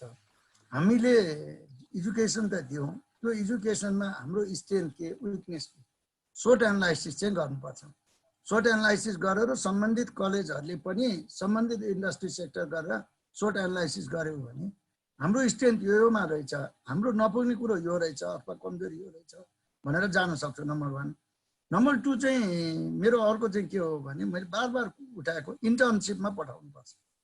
हामीले मेडिकलमा, अरू एग्रिकल्चरमा, अरू सेक्टरमा इन्टर्नसिप छ, इन्जिनियरिङमा चाहिँ इन्टर्नसिप छैन। त्यसलाई हामीले अनिवार्य रूपमा एउटा इन्टर्नसिप राख्ने व्यवस्था गऱ्यौँ भने उसले प्र्याक्टिकल नलेज चाहिँ सिक्छ र उसले थ्योरीमा पढेको कुरा अप्लाई गर्छ। त्यो चिजको चाहिँ अब ढिला भइसक्यो। यो दुईटा गर्यो भने हामीले पुग्छ। म एउटा कुरो एड गर्न चाहन्छु है, आशिष सरले भन्नुभयो हाम्रो नेपाली इन्जिनियरहरूसँग क्षमता नभएको होइन, चिलेमा हामी आफूले बनाउने क्षमता छौँ। अहिले नेपालको थुप्रै विशेष गरी सानो हाइड्रो पावरहरू हाम्रो इन्जिनियरहरूले पनि डेभलप गर्नुभएको छ। तर हामीले एउटा त विश्वास कम गर्ने जो चाहिँ व्यक्तिहरूले त्यो छ, उहाँहरू सञ्चालकहरूले कम विश्वास गर्ने। अर्को चिज चाहिँ के हो भने विदेशी हुने बित्तिकै राम्रो हुन्छ कि भन्ने खालको सोच पनि छ। म हङकङ गएँ, हङकङको सबभन्दा ठुलो बिल्डिङ बनाउने नेपाली कन्ट्र्याक्टर रहेछ। अनि नेपालीहरूले देखाउँदाखेरि त्यो नेपालीको बल र बुताले गरेको हो भन्छन्। हामीले चाहिँ तपाईँले अहिले पोखराको इन्टरनेसनल यो चाहिँ एयरपोर्ट भन्नुहोस् अथवा चाहिँ भैरवाको इन्टरनेसनल एयरपोर्ट भन्नुहोस्, त्यसको त सम्पूर्ण डिजाइनहरूदेखि लिएर गएर कन्सल्टेन्सी त नेपाली इन्जिनियर फर्मले गर्यो नि त, होइन? त्यो चिज चाहिँ हामीसँग छ होला। नयाँ विषयहरूमा हामीले सोध्नुपर्छ, जस्तो चाहिँ त्यहाँ टनलको बारेमा हामीले होला अथवा रेलवेको बारेमा होला, हामी भर्खर सिक्दैछौँ। अटोमेसनको बारेमा हामी सिक्दैछौँ होला, डिजिटल टेक्नोलोजीमा हामीले सिक्दैछौँ होला। त्यो कुरो एउटा पार्ट हो। तर जुन क्षेत्रमा हाम्रो क्षमता बढेको छ हामीले चाहिँ त्यो उहाँहरूलाई डिफ्रेन्ट ठाउँमा इन्टर्नसिप पठाइदियौँ भने यो प्रब्लम चाहिँ सल्भ हुन्छ भन्ने मलाई लाग्छ। अर्को एउटा क्वेसन पनि रमेश सरलाई, जस्तो हाम्रो यो एजुकेसन फिल्डमा भनौँ न अथवा नेपालको विद्यार्थीहरू, नेपालमा पढ्नु भएको विद्यार्थीहरूले चाहिँ राम्रो इम्प्लोइजहरू उहाँ बन्न सक्नुहुन्छ, तर अझ पनि म अन्टरप्रेन्योर बन्छु, म जागिर खाने होइन कि जागिर दिने अथवा जागिर बनाउने मान्छे बन्छु भनेर त्यो माइन्डसेट चाहिँ विद्यार्थीहरूमा, ग्रेजुएट्सहरूमा धेरै हुँदैन, होइन? त्यसको बारेमा एउटा सुशील सरले केही एड गर्न खोज्नु भएको जस्तो छ। हजुर सतीश च्याम, म रमेश सरले भन्नुभएकोमा ध्यान आकर्षण अलिकति अरू पनि स्पष्ट गर्न चाहन्छु। सरले दिनुभएको सजेसनलाई हामीले एकदम स्वीकार छौँ। हामी डिन अफिसबाट पनि इन्डस्ट्रीसँग एकदम सम्पर्क गरेर हाम्रो यो नयाँ करिकुलममा चाहिँ कसरी अपडेट गर्ने भन्ने लागेको छ। सरले भन्नुभएको इन्टर्नसिपको कुरामा अहिले इन्स्टिट्युट अफ इन्जिनियरिङले 12 वटा ब्याचलर प्रोग्राम सुरु गरेको छ। अहिले 32 वटा मास्टर्स प्रोग्राम छ।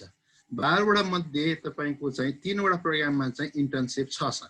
एउटा चाहिँ आर्किटेक्चरको हाम्रो 4th इयरमा चाहिँ विद्यार्थी 6 महिना विभिन्न कन्सल्टेन्सी, नेपाल सरकारको मिनिस्ट्री, म्युनिसिपालिटी गएर 6 महिना काम गर्छ र त्यसको इफेक्ट धेरै राम्रो छ। त्यो विद्यार्थी 6 महिना काम गरिसकेपछि उनीहरुमा चाहिँ भित्रबाट चाहिँ काम गर्न सक्छु, आर्किटेक्ट बन्न सक्छु भनेर अहिले चाहिँ आर्किटेक्ट विद्यार्थी जागिर खाँदैन सर। उनीहरु एन्टरप्रेन्योर भएको छ, आफै अफिस खोल्छन्, काम ल्याउने गर्छ। अर्को चाहिँ हाम्रो इन्टर्नसिप भएको चाहिँ ब्याचलर इन इन्डस्ट्रियल इन्जिनियरिङमा उनीहरु पनि इन्डस्ट्रीमा गएर काम गर्छन् है। अर्को हाम्रो अहिले भर्खरै सुरु गरेको केमिकल इन्जिनियरिङमा त्यसमा पनि 6 महिना हाम्रो इन्टर्नसिपको कोर्स राखेका छौँ। आफ्नो 4th इयर तिनीहरु चाहिँ केमिकल इन्जिनियर एज ए ट्रेनिङको रूपमा चाहिँ केमिकल इन्जिनियरिङ इन्डस्ट्रिजहरुमा गएर काम गर्छ। त्यस्तै गरी मेकानिकल इन्जिनियरिङमा 4 वटामा चाहिँ छ सर है, अरु प्रोग्राममा छैन। अलिकति हामीले यो कुरा सरले भनेको कुरामा हामी आयोमा डिस्कसनमा छौँ। नयाँ करिकुलममा चाहिँ हामी सबैलाई राख्ने भनेका छौँ। एउटा प्रब्लम चाहिँ सिभिल इन्जिनियरिङमा छ। हाम्रो जति पनि विद्यार्थीहरु नियरली 40 to 50% चाहिँ सिभिल इन्जिनियरिङका, उनीहरुले चाहिँ प्र्याक्टिकल गर्न चाहिँ ठाउँ स्पेस छैन। त्यही भएर चाहिँ प्रब्लम हो, नत्र हामीले गरे। अर्को चाहिँ सरले भने जस्तै अब नयाँ राष्ट्रको कुन चाहिँ ठाउँमा चाहिँ हाम्रो इन्जिनियरहरु चाहिन्छ भनेर नयाँ क्षेत्रहरु हामीले नेपाल सरकारले अस्ति भर्खर नेपालमा रक एन्ड टनेल, नेपालमा टनेलहरुको धेरै फिजिबिलिटी छ। पहाडी छ, सडकहरुमा टनेल चाहिन्छ, हाइड्रो पावरमा टनेल चाहिन्छ, मेट्रो बनाउन टनेल चाहिन्छ भनेर नि अहिले इन्स्टिट्युट अफ इन्जिनियरले भर्खरै हाम्रो पोखरामा पश्चिमाञ्चल क्याम्पसमा MSc rock and tunnel engineering सुरु गरेको छ नर्वेको NREN युनिभर्सिटीसँग मिलेर। त्यसै गरी नेपालमा सर्वे सम्बन्धी एक्सपर्टहरु चाहिन्छ। नापी विभागमा चाहिँ इन्जिनियरै पुगेन भनेकोले हामीले एमएससी इन जियोमेट्रिक्स इन्जिनियरिङ यसपालि सुरु गरेका छौँ। नेपालमा आर्किटेक्टहरु ब्याचलरको धेरै छन्, तर एक्सपर्ट आर्किटेक्ट नभएकोले पुल्चोक क्याम्पसमा चाहिँ हामीले एमएससी आर्किटेक्चर यसपालिदेखि सुरु गरेका छौँ। त्यसै गरी हामी कहाँ चाहिँ पुल्चोकमा चाहिँ कम्प्युटरको पनि नलेज बेस एकदम एक्सपर्टहरु भएन आईटी सेक्टरमा भनेर मास्टर्स प्रोग्राम पनि हामीले थापाथली क्याम्पस र अहिले चाहिँ पुल्चोक क्याम्पस खोलेका छौँ। भविष्यमा नेपाल सरकारले बनाएको योजना हुन्छ रेलवे इन्जिनियरिङ र माइन इन्जिनियरिङमा चाहिँ हामी अगाडि बढ्दैछौँ। त्यस्तै गरी हामी चाहिँ planning of bachelor in planning program पनि सुरु गरिरहेको छ। यो चाहिँ पाइपलाइनमा छ सर। त्यही भएर हजुर हामीले चाहिँ अपडेट चाहिँ गरिरहेको छौँ सर, तर यो इन्फर्मेसन सेयर भएको छैन। अब यही त्यसबाट चाहिँ सेयर गर्न चाहन्छु। धन्यवाद। I think that's a very good point तपाईले राख्नु भएको। I think यो कोर्सेसहरुको पनि डिमान्ड हेरेर जसरी आईओले सप्लाई गर्दा छ डिफरेन्ट नीड भनौं न, मार्केटको नीड के छ त्यो अनुसार कोर्सेसहरु राख्नु भएको पनि एकदमै राम्रो हो। म रमेश सरलाई क्विक एउटा क्वेशन सोध्दै फेरि सुश्री सर एउटा क्वेशन सोध्न चाहन्छु। रमेश सर, मैले अघि भनेकै क्वेशन जस्तो ग्रेजुएट्सहरु चाहिँ धेरै जागिर खाने, म राम्रोसँग राम्रो मार्क्स ल्याउँछु त्यसपछि म जागिर खान्छु भन्ने मेन्टालिटी भनौं न लगभग 80% स्टुडेन्ट्सहरुसँग छ होला। त्यो मेन्टालिटीले चाहिँ कसरी होइन म चाहिँ एन्टरप्रेन्योर बन्छु, म आफ्नै काम सुरु गर्छु भन्ने मेन्टालिटी चाहिँ कसरी के कुराहरु एड गर्यो भने कोर्समा शिफ्ट होला त? त्यो कुरो के हो भने पहिला त हामीले स्टुडेन्टको माइन्ड सेट नै त्यो तयार बनाउनु पर्छ। यसलाई अन्यथा नलिने हो भने हिजो मैले जब एसएलसी गरेपछि म दुविधामा थिएँ, इन्जिनियरिङ पढौँ कि मेडिकल साइडपट्टि जानु कि साइन्स पढौँ भने। त्यतिखेर मैले एउटा प्रश्न सोधेँ, इन्जिनियरिङ पढ्यो भने के हुन्छ भने 10% त कमिसन तल बुझाउन आउँछ भने। आज त्यो माइन्डसेट चेन्ज भएको छ। आज धेरै मान्छे, अघि पनि सुशील सरले भन्नुभयो, धेरै मान्छेहरूले के छ भने म प्रोजेक्ट ह्यान्डल गर्छु, म कन्सल्टेन्सी खोल्छु, म मेरो एक्सपर्टिजम सेयरिङ गर्छु, नयाँ चाहिँ प्रोजेक्ट बनाएर म मार्केटमा सेल गर्छु। अझ यो सेक्टर चाहिँ विशेष गरी आईटी सेक्टरमा छ। र तपाईलाई म एउटा जानकारी दिउँ, अहिले कन्ट्र्याक्टरहरू जति सफल कन्ट्र्याक्टरहरू हुनुहुन्छ उहाँहरू इन्जिनियरहरूले नै लिड गर्नु भएको छ, जसले गर्दाखेरि त्यो इन्जिनियरिङ कन्ट्र्याक्टर्सहरू चाहिँ सफल पनि हुनुभएको छ। एउटा पार्ट त्यो, त्यसको निम्ति हामीले स्कुलदेखि नै एउटा सुरु गर्नुपर्छ। Shraddha thank you very much Ramesh sir. म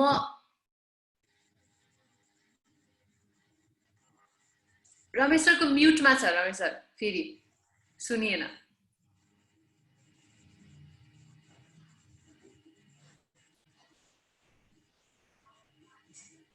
रमेश सरको अडियो म्युटमा भएर सुनेर सो म आशिषजीलाई एउटा अर्को प्रश्न सोध्न चाहन्छु आशिष सर जस्तो again because you also represent CNI हैन हाम्रो यो नेपाली सेक्टरमा चाहिँ again all these graduates who come out of different universities colleges उहाँहरुलाई पनि कसरी चाहिँ entrepreneur बनाउन अथवा प्रोत्साहन गर्न सकिन्छ होला I'm sure there are a lot of policies जसले गर्दाखेरि चाहिँ उहाँलाई entrepreneur बन्नको लागि त्यति सपोर्ट गरिएको छैन होला सो के कस्तो चेन्जेस आयो भने चाहिँ विद्यार्थीहरु ग्रेजुएट्सहरुले पनि I would also like to be a part where I'd like to provide jobs to my fellow graduates or अरुलाई पनि म काम प्रोवाइड गर्छु म एउटा एन्टरप्रेन्योर बन्छु भनेर सपना चाहिँ उहाँहरुले कसरी देख्न सक्नुहुन्छ होला आशिष sir Yes, startup for budding entrepreneurs.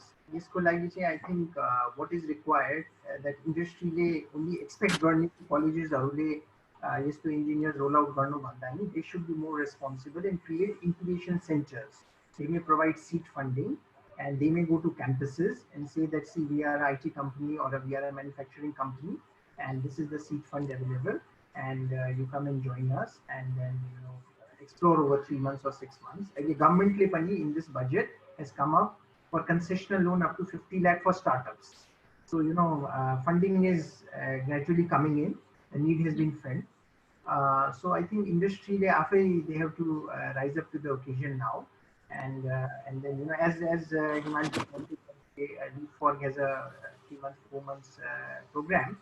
So similarly, that similar programs by large companies like Encel or it may be a manufacturing company or maybe a cement company or a hydropower project company, power company. So I think they should do rather than. I would also take you from what Ramesh sir said. कि अब हामीले नेपालमा हाम्रो इन्जिनियरले इन्डस्ट्रीले नै पत्याउनु पर्यो I mean we should not feel that anything non-Nepalese is good, like anything coming from the Western world is good. हामी हाम्रा आफ्नै इन्जिनियर्सको पनि क्षमता छ. I would say they are very cost effective also. नेपालमा कुनै स्टार्टअप गरेर कुनै काम गरिन्छ भने it is very very cheap and it is very very cost effective. Which for consumer the price paid is very less. And if you import a technology, of course it will be very expensive. It comes with strings, with royalties, with so many charges, expenses, and it spoils the whole thing. So I think that's how we should approach it. एकदमै thank you so much Ashish sir. So Sushil सरलाई म फेरि सोध्न चाहन्छु सुशील सरले भनिहाल्नु भयो धेरै इन्टर्नशिप प्रोग्राम्सहरु पनि एकाडेमिक कोर्स सँगसँगै जोडिदै आउँदैछ अब इन द फ्युचर भनेर सँगसँगै नयाँ कोर्सेसहरु पनि आईओले जुन इन्ट्रोड्युस गर्न लागेको छ र जुन प्रोसेसमा छ त्यसको बारेमा पनि जानकारी दिइहाल्नु भयो तर अझै पनि हाम्रो ग्रेजुएट्सहरु चाहिँ मार्केट रेडी गर्नको लागि मार्केट रेडी हुनको लागि अरु एकाडेमिक कोर्सेस बाहेक अरु के कस्तो प्रोग्राम्सहरु ल्याउन सकिन्छ जस्तो लाग्छ किनभने अब हामीले भन्ने गर्छौं नि नेपाली उखान पनि छ बोल्नेको पिठो पनि बिग्छ नबोल्नेको चामल पनि बिग्दैन भनेर अनि हाम्रो ग्रेजुएट्सलाई यो इन्टरनेशनल मार्केट रेडी बनाउनको लागि मेबी अलिकति अझै प्रेजेन्टेबल अझै कन्फिडेन्ट अझै आउटस्पोकन बनाउनको लागि चाहिँ एकाडेमिक कोर्सेस बाहेक अरु के कस्तो प्रोग्राम ल्यायो भने स्टुडेन्ट्सहरुले चाहिँ आफू भित्र रहेको त्यो ट्यालेन्ट अझै देखाउन सक्नुहुन्छ जस्तो लाग्छ Sushil sir. Okay thank you Sadisha. सर्वप्रथम त अघि हाम्रो सरले सिलवाल सरले भन्नुभएको जस्तै हामी अहिले धेरै फोकस गर्नुपर्ने चाहिँ इन्टर्न कोर्सेसहरुमा जस्तै कि आर्किटेक्चरको इन्टर्न म आफै आर्किटेक्चरकै अब डिपार्टमेन्टबाट भएकोले मैले के देखेँ भने हाम्रो आर्किटेक्ट स्टुडेन्ट्सहरु उनीहरु चाहिँ इन्टर्नशिप गरिसकेपछि एनी फिल्ड कुनै पनि अफिस कुनै पनि मिनिस्ट्री अथवा आफै एन्टरप्रेन्योर भएर काम गर्न सक्छ जब चाहिँ खोज्न जाँदैन. अहिले बजारमा के छ भने कोही मेरो सिनियर्सहरु आफू कलिगहरुले आर्किटेक्ट एक दुई जना पठाइदेऊ न भन्छ. हामी पहिले अहिले के विचार गर्थ्यौं भने यतिका आर्किटेक्ट नेपालमा कहाँ जब पाउँछ कहाँ मार्केट छ भन्छौं. अहिले मार्केटमा आर्किटेक्ट पाइदैन. एउटा के छ एन्टरप्रेन्योर भएकोले उनीहरु आफैले जब गर्छ. अरु पहिला चाहिँ कन्सल्टेन्सीमा काम गर्ने चलन हरायो.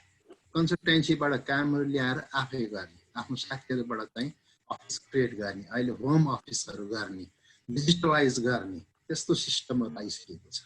त्यस्तै गरी हाम्रो धेरै जसो अरु विषयको विद्यार्थीहरु पनि ब्याचलर पढ्ने अनि काम गर्ने फेरि चाहिँ मास्टर्स पढ्ने अनि फेरि काम गर्ने फेरि अपग्रेड गर्ने बाहिर पनि अहिले नेपाल बाहिर हेर्नुभयो भने युएसए अस्ट्रेलिया युरोप जहाँ पनि हाम्रो विद्यार्थीहरू ग्रेजुएट्सहरू चाहिँ काम गरिरहेछ उनीहरूको चाहिँ success rate very high they are in very high position even in Harvard university as a professor है अरू युनिभर्सिटी युएसको अन्य धेरै ठाउँमा काम गरिरहेछ एक्सपोजर चाहिन्छ एउटा चाहिँ एक्सपोजरको लागि के चाहिन्छ भन्दाखेरि हामी आइओले पनि प्लेटफर्म दिन्छौँ हाम्रो 48 युनिभर्सिटीहरूसँग चाहिँ एउटा कोलाबोरेसन छ अहिले पनि हाम्रो विद्यार्थीहरू masters English for sustainable social डेभलपमेन्टका विद्यार्थीहरू नर्वेमा छन् 8-10 जना हरेक वर्ष हामी युरोप जापान म पनि अस्ति जनवरीमा 10 जना विद्यार्थी लिएर जापानमा गएँ त्यहाँको टोकियो युनिभर्सिटीमा इन्टरेक्सन गरेँ एउटा चाहिँ के चाहिन्छ भने एक्सपोजर चाहिने रहेछ आजको सोसाइटीमा विद्यार्थीहरूलाई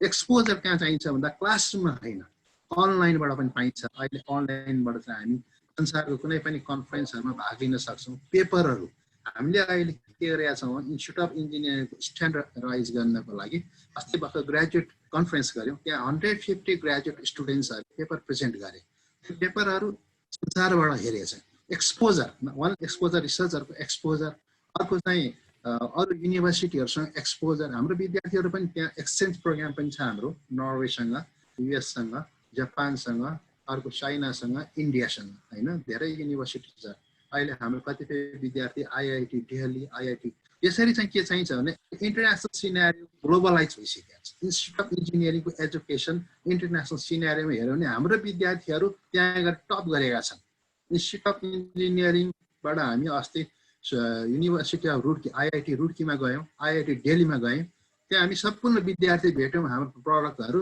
अहिले आइआइटी दिल्लीमा सबै स्कलरसिप पाउने नेपाली विद्यार्थीहरू त्यहाँको प्रोफेसरले नेपाली विद्यार्थी पठाउनुहोस् आइआइटीको प्रोडक्ट पठाउनु हुनेछ त्यसको इभ्यालुएसन देश बाहिर भित्र मात्र होइन बाहिरबाट हेर्नुपर्छ जापानमा अहिले धेरै जसो युनिभर्सिटीमा आइओएको विद्यार्थी हो मेरो विद्यार्थी गएर अस्ति 10 दिन बस्दा जापानको टोकियो सिटी युनिभर्सिटीमा उनीहरू रिसर्च गरेर पेपर प्रेजेन्टेसन गर्दा त्यहाँको प्रोफेसर दङ्ग भए होइन तपाईँको 10 दिनको विद्यार्थी यसो गरे दे हेभ पोटेन्सियल क्या उनीहरूसँग ट्यालेन्ट छ हाम्रो विद्यार्थी एड्याप्टेबल छ संसारभरि जहाँ पनि पढ्न सक्छन् र यसले गर्दा अहिले हामीले सरले भने जस्तो अघि सिलवाल सरले भने जस्तो हामी बढी फ्युचर करिकुलममा चाहिँ इन्टर्नसिपलाई गर्छौँ एक्सपोजरलाई गर्छौँ हाम्रो विद्यार्थी हामी इन्डोनेसिया पठाउँछौँ युरोपको धेरै कन्ट्रीहरूमा पठाउँछौँ नर्वे जापानमा पठाउँछौँ बाहिरको विद्यार्थी पनि यहाँ आउँछ त्यो एक्सपोजर चाहिन्छ अनि कन्फरेन्स इन्टरनेसनल कन्फरेन्सहरूमा भाग लिन लगाउँछौँ आर्टिकलहरू लेख्न लगाउँछौँ त्यसरी चाहिँ यो गऱ्यो भने हाम्रो एजुकेसनमा चाहिँ के भन्दाखेरि विद्यार्थी एक्सपोजरबाट रिसर्चबाट अलिक धेरै चाहिँ अपग्रेड भएको छ अनि संसारभरिको युनिभर्सिटी स्टुडेन्ट र हाम्रो विद्यार्थीहरूले कहीँ पनि गएर चाहिँ म पछाडि नराम्रो स्टुडेन्ट आएको छैन त्यहाँ गएर टप गरेपछि उनीहरूले साथी बोलाएर भन्छन् आइओएको एजुकेसन इज नट ब्याड यहाँ नेपालमा बस्दाखेरि यो भएन त्यो भएन भन्ने कुरा छ तर संसारको बाहिरी ढोकाबाट पनि हेर्नुपर्छ आइओएको education is not so bad because of our graduate जो चाहिँ बाहिर गएको छ उनीहरूले प्रुभ गरेको छ Definitely. Thank you, Sushil sir. It is also तपाईले भर्खर हाइलाइट गर्नुभएको इन्टर्नशिप प्रोग्राम सँगसँगै यो एक्सपोजर पनि एकदमै इम्पोर्टेन्ट छ स्टुडेन्ट्सहरुको लागि बिकज त्यो एक्सपोजर आफैमा एउटा लर्निङ एक्सपिरियन्स हुन्छ जसले गर्दाखेरि चाहिँ आफूमा अरूसँग कम्पेयर गरी हेर्दा के कस्तो कमजोरीहरु रहेछ भनेर उहाँले आफै बुझ्न सक्नुहुन्छ र त्यो कमजोरीहरुलाई मैले कसरी राम्रो बनाउन सक्छु भनेर विद्यार्थी अथवा ग्रेजुएट्सहरुले आफैले त्यसमा काम पनि गर्न सक्नुहुन्छ. We've almost come towards the end of our program, so I think मैले सकेसम्म धेरै क्वेरीजहरु हाम्रो धेरै स्पिकर्सहरुलाई एक्सपर्ट्सहरुलाई सोध्ने प्रयास पनि गरे केही उहाँहरु आफैले पनि Q&A को आन्सर जवाफहरु दिदै हुनुहुन्छ त्यो पनि मैले देखिरहेको छु. तर as we've come towards the end of the program, now we'd like to move towards the vote of thanks. र vote of thanks को लागि चाहिँ म ACM का डाइरेक्टर कपिल देव रेग्मी सरलाई vote of thanks को लागि अनुरोध गर्न चाहन्छु. Thank you सदिच्छा. एक्सपर्ट महोदयजीहरु हाम्रो advance college of engineering and म्यानेजमेन्टको परिवारका सम्पूर्ण सदस्यज्यूहरु र हामीसँग कनेक्टेड हुनुभएका सम्पूर्ण दर्शकज्यूहरु प्रथमतः म यही advance college of engineering and म्यानेजमेन्टको तर्फबाट यहाँहरुको बहुमूल्य समयको लागि हार्दिक आभार व्यक्त गर्दछु.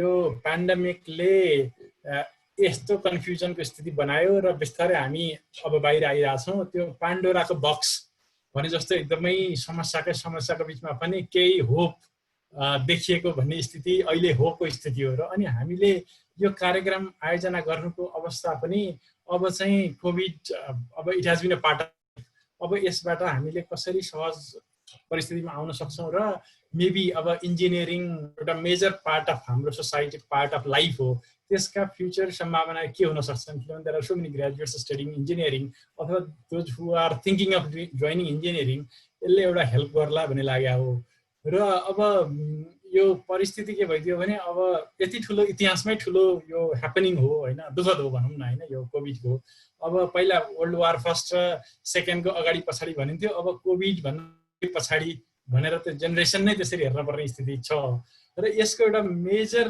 यसको सन्देश के हो भने मलाई लागेको पनि र यहाँहरूले पनि अघि भन्नुभयो चेन्ज र हामी एडभान्स कलेजकै हिसाबमा मान यो कोभिड हुँदैन थियो भने हामी यसरी आज वेबिनारमा हामी अहिले 200-300 मान्छे यहाँ डाइरेक्टली कनेक्टेड छौँ तर 50,000 हाम्रो फेसबुक अरू विभिन्नबाट चाहिँ हामी बाहिरबाट हेरिरहनु भएको छ भनेको यो एउटा चेन्ज हो अब हामी विद्यार्थीहरूलाई चेन्ज हुन भनिरहेछौँ हाम्रो अघि आइओईको सुशील सरले भनिसक्नुभयो आइओई पनि अब चेन्ज हुँदैछ सर्भिस प्रोभाइडर अथवा बिजनेस इन्स्टिट्युसनहरू पनि चेन्ज हुँदैछन् अघि हिमालले भने जस्तै होइन भनेपछि अब सबैको लागि चेन्ज इनिभिटेबल हो र त्यो चेन्ज जसले छिटो राम्रो गर्न सक्यो ऊ सर्भाइभ गर्छ यदि चेन्ज गर्न सकेन भने सकिँदैन र हामीले विद्यार्थी भाइ बहिनीहरूलाई पनि यही आग्रह हो अब आजको यो हाम्रो डिस्कसन चलिरहँदा मैले क्युएनएमा क्वेसनहरू आएको हेरिरहेको थिएँ र हुएभर स्पिक्स उहाँलाई चाहिँ बढी समय दिउँ है उहाँलाई बढी समय दिउँ त्यो कमेन्ट आइरहेको थियो त्यसले पनि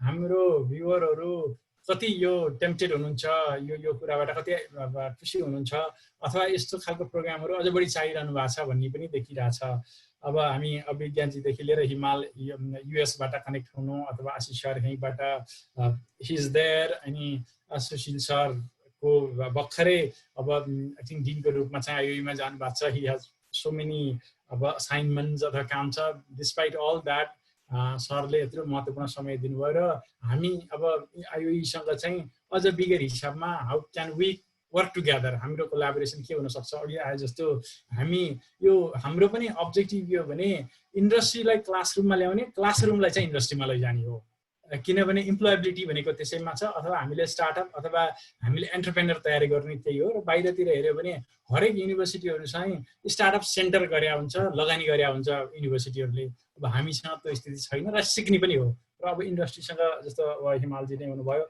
हामीले यसरी कोलाबोरेसन गर्ने र इन्टर्नसिपमा लैजान सक्ने स्थिति बनाउनु पर्छ definitely we will be able to do it र हामी यो सबै हाम्रो एक्सपर्टहरू जो यहाँहरूले समय दिनुभयो हामी एकदमै आभारी छौँ यहाँहरूको समयको लागि र दिस इज द बिगिनिङ धेरै दुःख दियो नभन्नला मेबी हामी फेरि नियर फ्युचर पनि यहाँलाई विभिन्न पर्सपेक्टिभमा हामीले रिक्वेस्ट गर्न यहाँहरूसँग आउँछौँ र अदर एन्डमा पनि हामी भने एउटा थुप्रै विद्यार्थीहरू भएको नेटवर्कको र हामी पनि कसरी सहयोग हुन सक्छौँ वी आर अलवेज देयर हामीले सहयोग मागी पनि रहँदैनौँ हामी कसरी हामी सहयोग हुन सक्छौँ वी आर अलवेज देयर र हाम्रो सदिच्छाजीलाई मैले मिस नेपाल 2010 होइन कि यो सधैँको यो 10 वर्षको लागि दियो भने पनि सी इज मिस नेपाल जस्तो लाग्छ मैले पहिला पनि भनेको छु होइन सी इज देयर र thank you so much for your time र तपाईँको active involvement this is really तपाईँ यो उसमा एआइटीमा टपर हुनुभएको थियो र यु डिजर्भ इट होइन यो एकदम देखिन्छ थ्याङ्क यू सो मच र हामीसँग लोचनलाल अमात्य सर हुनुहुन्छ र अनि उहाँले ओभरअल यो आइटीको एरेन्जमेन्ट गर्नुभएको छ रियली थ्याङ्कफुल जो हाम्रो फ्यामिलीकै पार्ट हो उहाँ अनि तर यसमा चाहिँ एनआरइएनले चाहिँ हामीलाई यो होल लजिस्टिकमा सहयोग पाएको छ हामीले टेक्निकल सहयोग हामी ग्रेटफुल छौँ एनआरइएनसँग र अब हामीले आजको यो हामीले 6 बजे भनेका थियौँ हामी I think we are about 15 minutes late सुरु गर्दै भयो सकेसम्म हामी टाइममा सुरु गर्ने र टाइममा सिध्याउने प्रचलन चाहिँ लाई बसाल्न ट्राई गर्छौँ भन्ने छ भविष्यमा let's hope we will be able to do it यति भनेर मैले सबैजनालाई हार्दिक आभार व्यक्त गर्दै यस्ता वेबिनारहरू हामी अहिले नेसनल कन्टेक्स्ट लियौँ न त अब हिमालजीले भन्नुभयो इन्टरनेसनल यो पर्सपेक्टिभमा पनि हामी we are coming up next month चाहिँ हामीले ग्लोबल पर्सपेक्टिभमा चाहिँ इन्जिनियरिङको फ्युचर के छ पर्सपेक्ट के छ भन्ने बारेमा डिस्कसन आउँदैछौँ एउटा र त्यसबाहेक अरू सिरिज अफ हामी नेसनल र यो ग्लोबल र नेसनल पर्सपेक्टिभमा हामी फेरि पनि आउँछौँ हामीसँग इमेल एड्रेसहरू छ जो पार्टिसिपेन्ट आज हुनु भएको छ we will get back to you हामी फेसबुकमा पनि हामी सेयर गर्छौँ thank you so much for all of your time यति भनेर मैले फेरि यहाँहरू सम्पूर्णलाई हार्दिक धन्यवाद दिँदै मेरो भनाइ यहीँ टुङ्ग्याउँछु thank you Thank you so much, Kapil sir. पनि धेरै धेरै धन्यवाद र आज हामीलाई यो 2 आवर्स साथ दिनु भएकोमा हाम्रा सम्पूर्ण एक्सपर्ट्स र सम्पूर्ण पार्टिसिपेन्ट्सलाई पनि हामी धेरै धेरै धन्यवाद दिन चाहन्छौँ ACEM ले आयोजना गरेको आज यो पोस्ट COVID-19 को prospects को बारेमा हामीले कुरा गर्यौं and we definitely hope that यो 2 hours सम्म भएको डिस्कसन नै चाहिँ तपाईलाई अझै बढी ऊर्जा प्रदान गर्यो होला अझ बढी एक पोजिटिभिटी र राम्रो अपर्च्युनिटिजहरु रहेछ पोस्ट कोभिड भनेर महसुस गराउन सफल भयौं होला भन्ने हामीले पनि आश लिएका छौं कपिलजीले भन्नु भएको जस्तै this is just the beginning हामीले यस्तो धेरै वेबिनारहरु भविष्यमा समय सान्दर्भिक वेबिनारहरु अवश्य पनि गर्ने नै छौं and I think I speak on everybody's behalf that students should definitely not lose hope at a time like this. You have to stay positive. तर यसो कहिलेकाहीँ किताब पल्टाएर पढ्ने बानी पनि नबिर्सिनु होला लामो ग्याप भइसकेको छ तर पनि we do hope that Sushil सरले भन्नु भएको छ एक्जाम्स टाइममै हुन्छ as soon as the lockdown is over भनेर सो तपाईहरुले आफ्नो कोर्सेसहरुलाई चाहिँ यसो रिफ्रेश रिक्यापहरु चाहिँ अवश्य पनि गरिराख्नु होला यो भन्दै once again I'd like to thank all our experts who joined in र विभिन्न इन्डस्ट्रीहरुको बारेमा उहाँले हामीलाई उहाँको भ्यू दिनु भएकोमा पनि धेरै धेरै धन्यवाद र सबै पार्टिसिपेन्ट्सहरुलाई आज हाम्रो यो Facebook live मार्फत हामीलाई जोइन गर्नु भएकोमा पनि यहाँ सबैजनालाई धेरै धेरै धन्यवाद so with this I'd like to formally conclude today's program and would like to thank Kapil sir and I'd also like to thank Ramesh sir for giving me this opportunity to host मेरो लागि पनि एउटा नौलो अनुभव भएको छ धेरै कन्फरेन्सेसहरु host गरिसके तर आफ्नै घर भित्र बसेर फर्स्ट टाइम मैले यो वेबिनार होस्ट गर्ने अपर्च्युनिटी पाएकोमा and to all our experts as well Sushil सरलाई आशिष सरलाई हिमाल सरलाई अभिज्ञ म्यामलाई पनि हामी धेरै धेरै धन्यवाद दिन चाहन्छु हामीसँग रहिदिनु भएकोमा so thank you very much and have a good evening ahead everyone thank you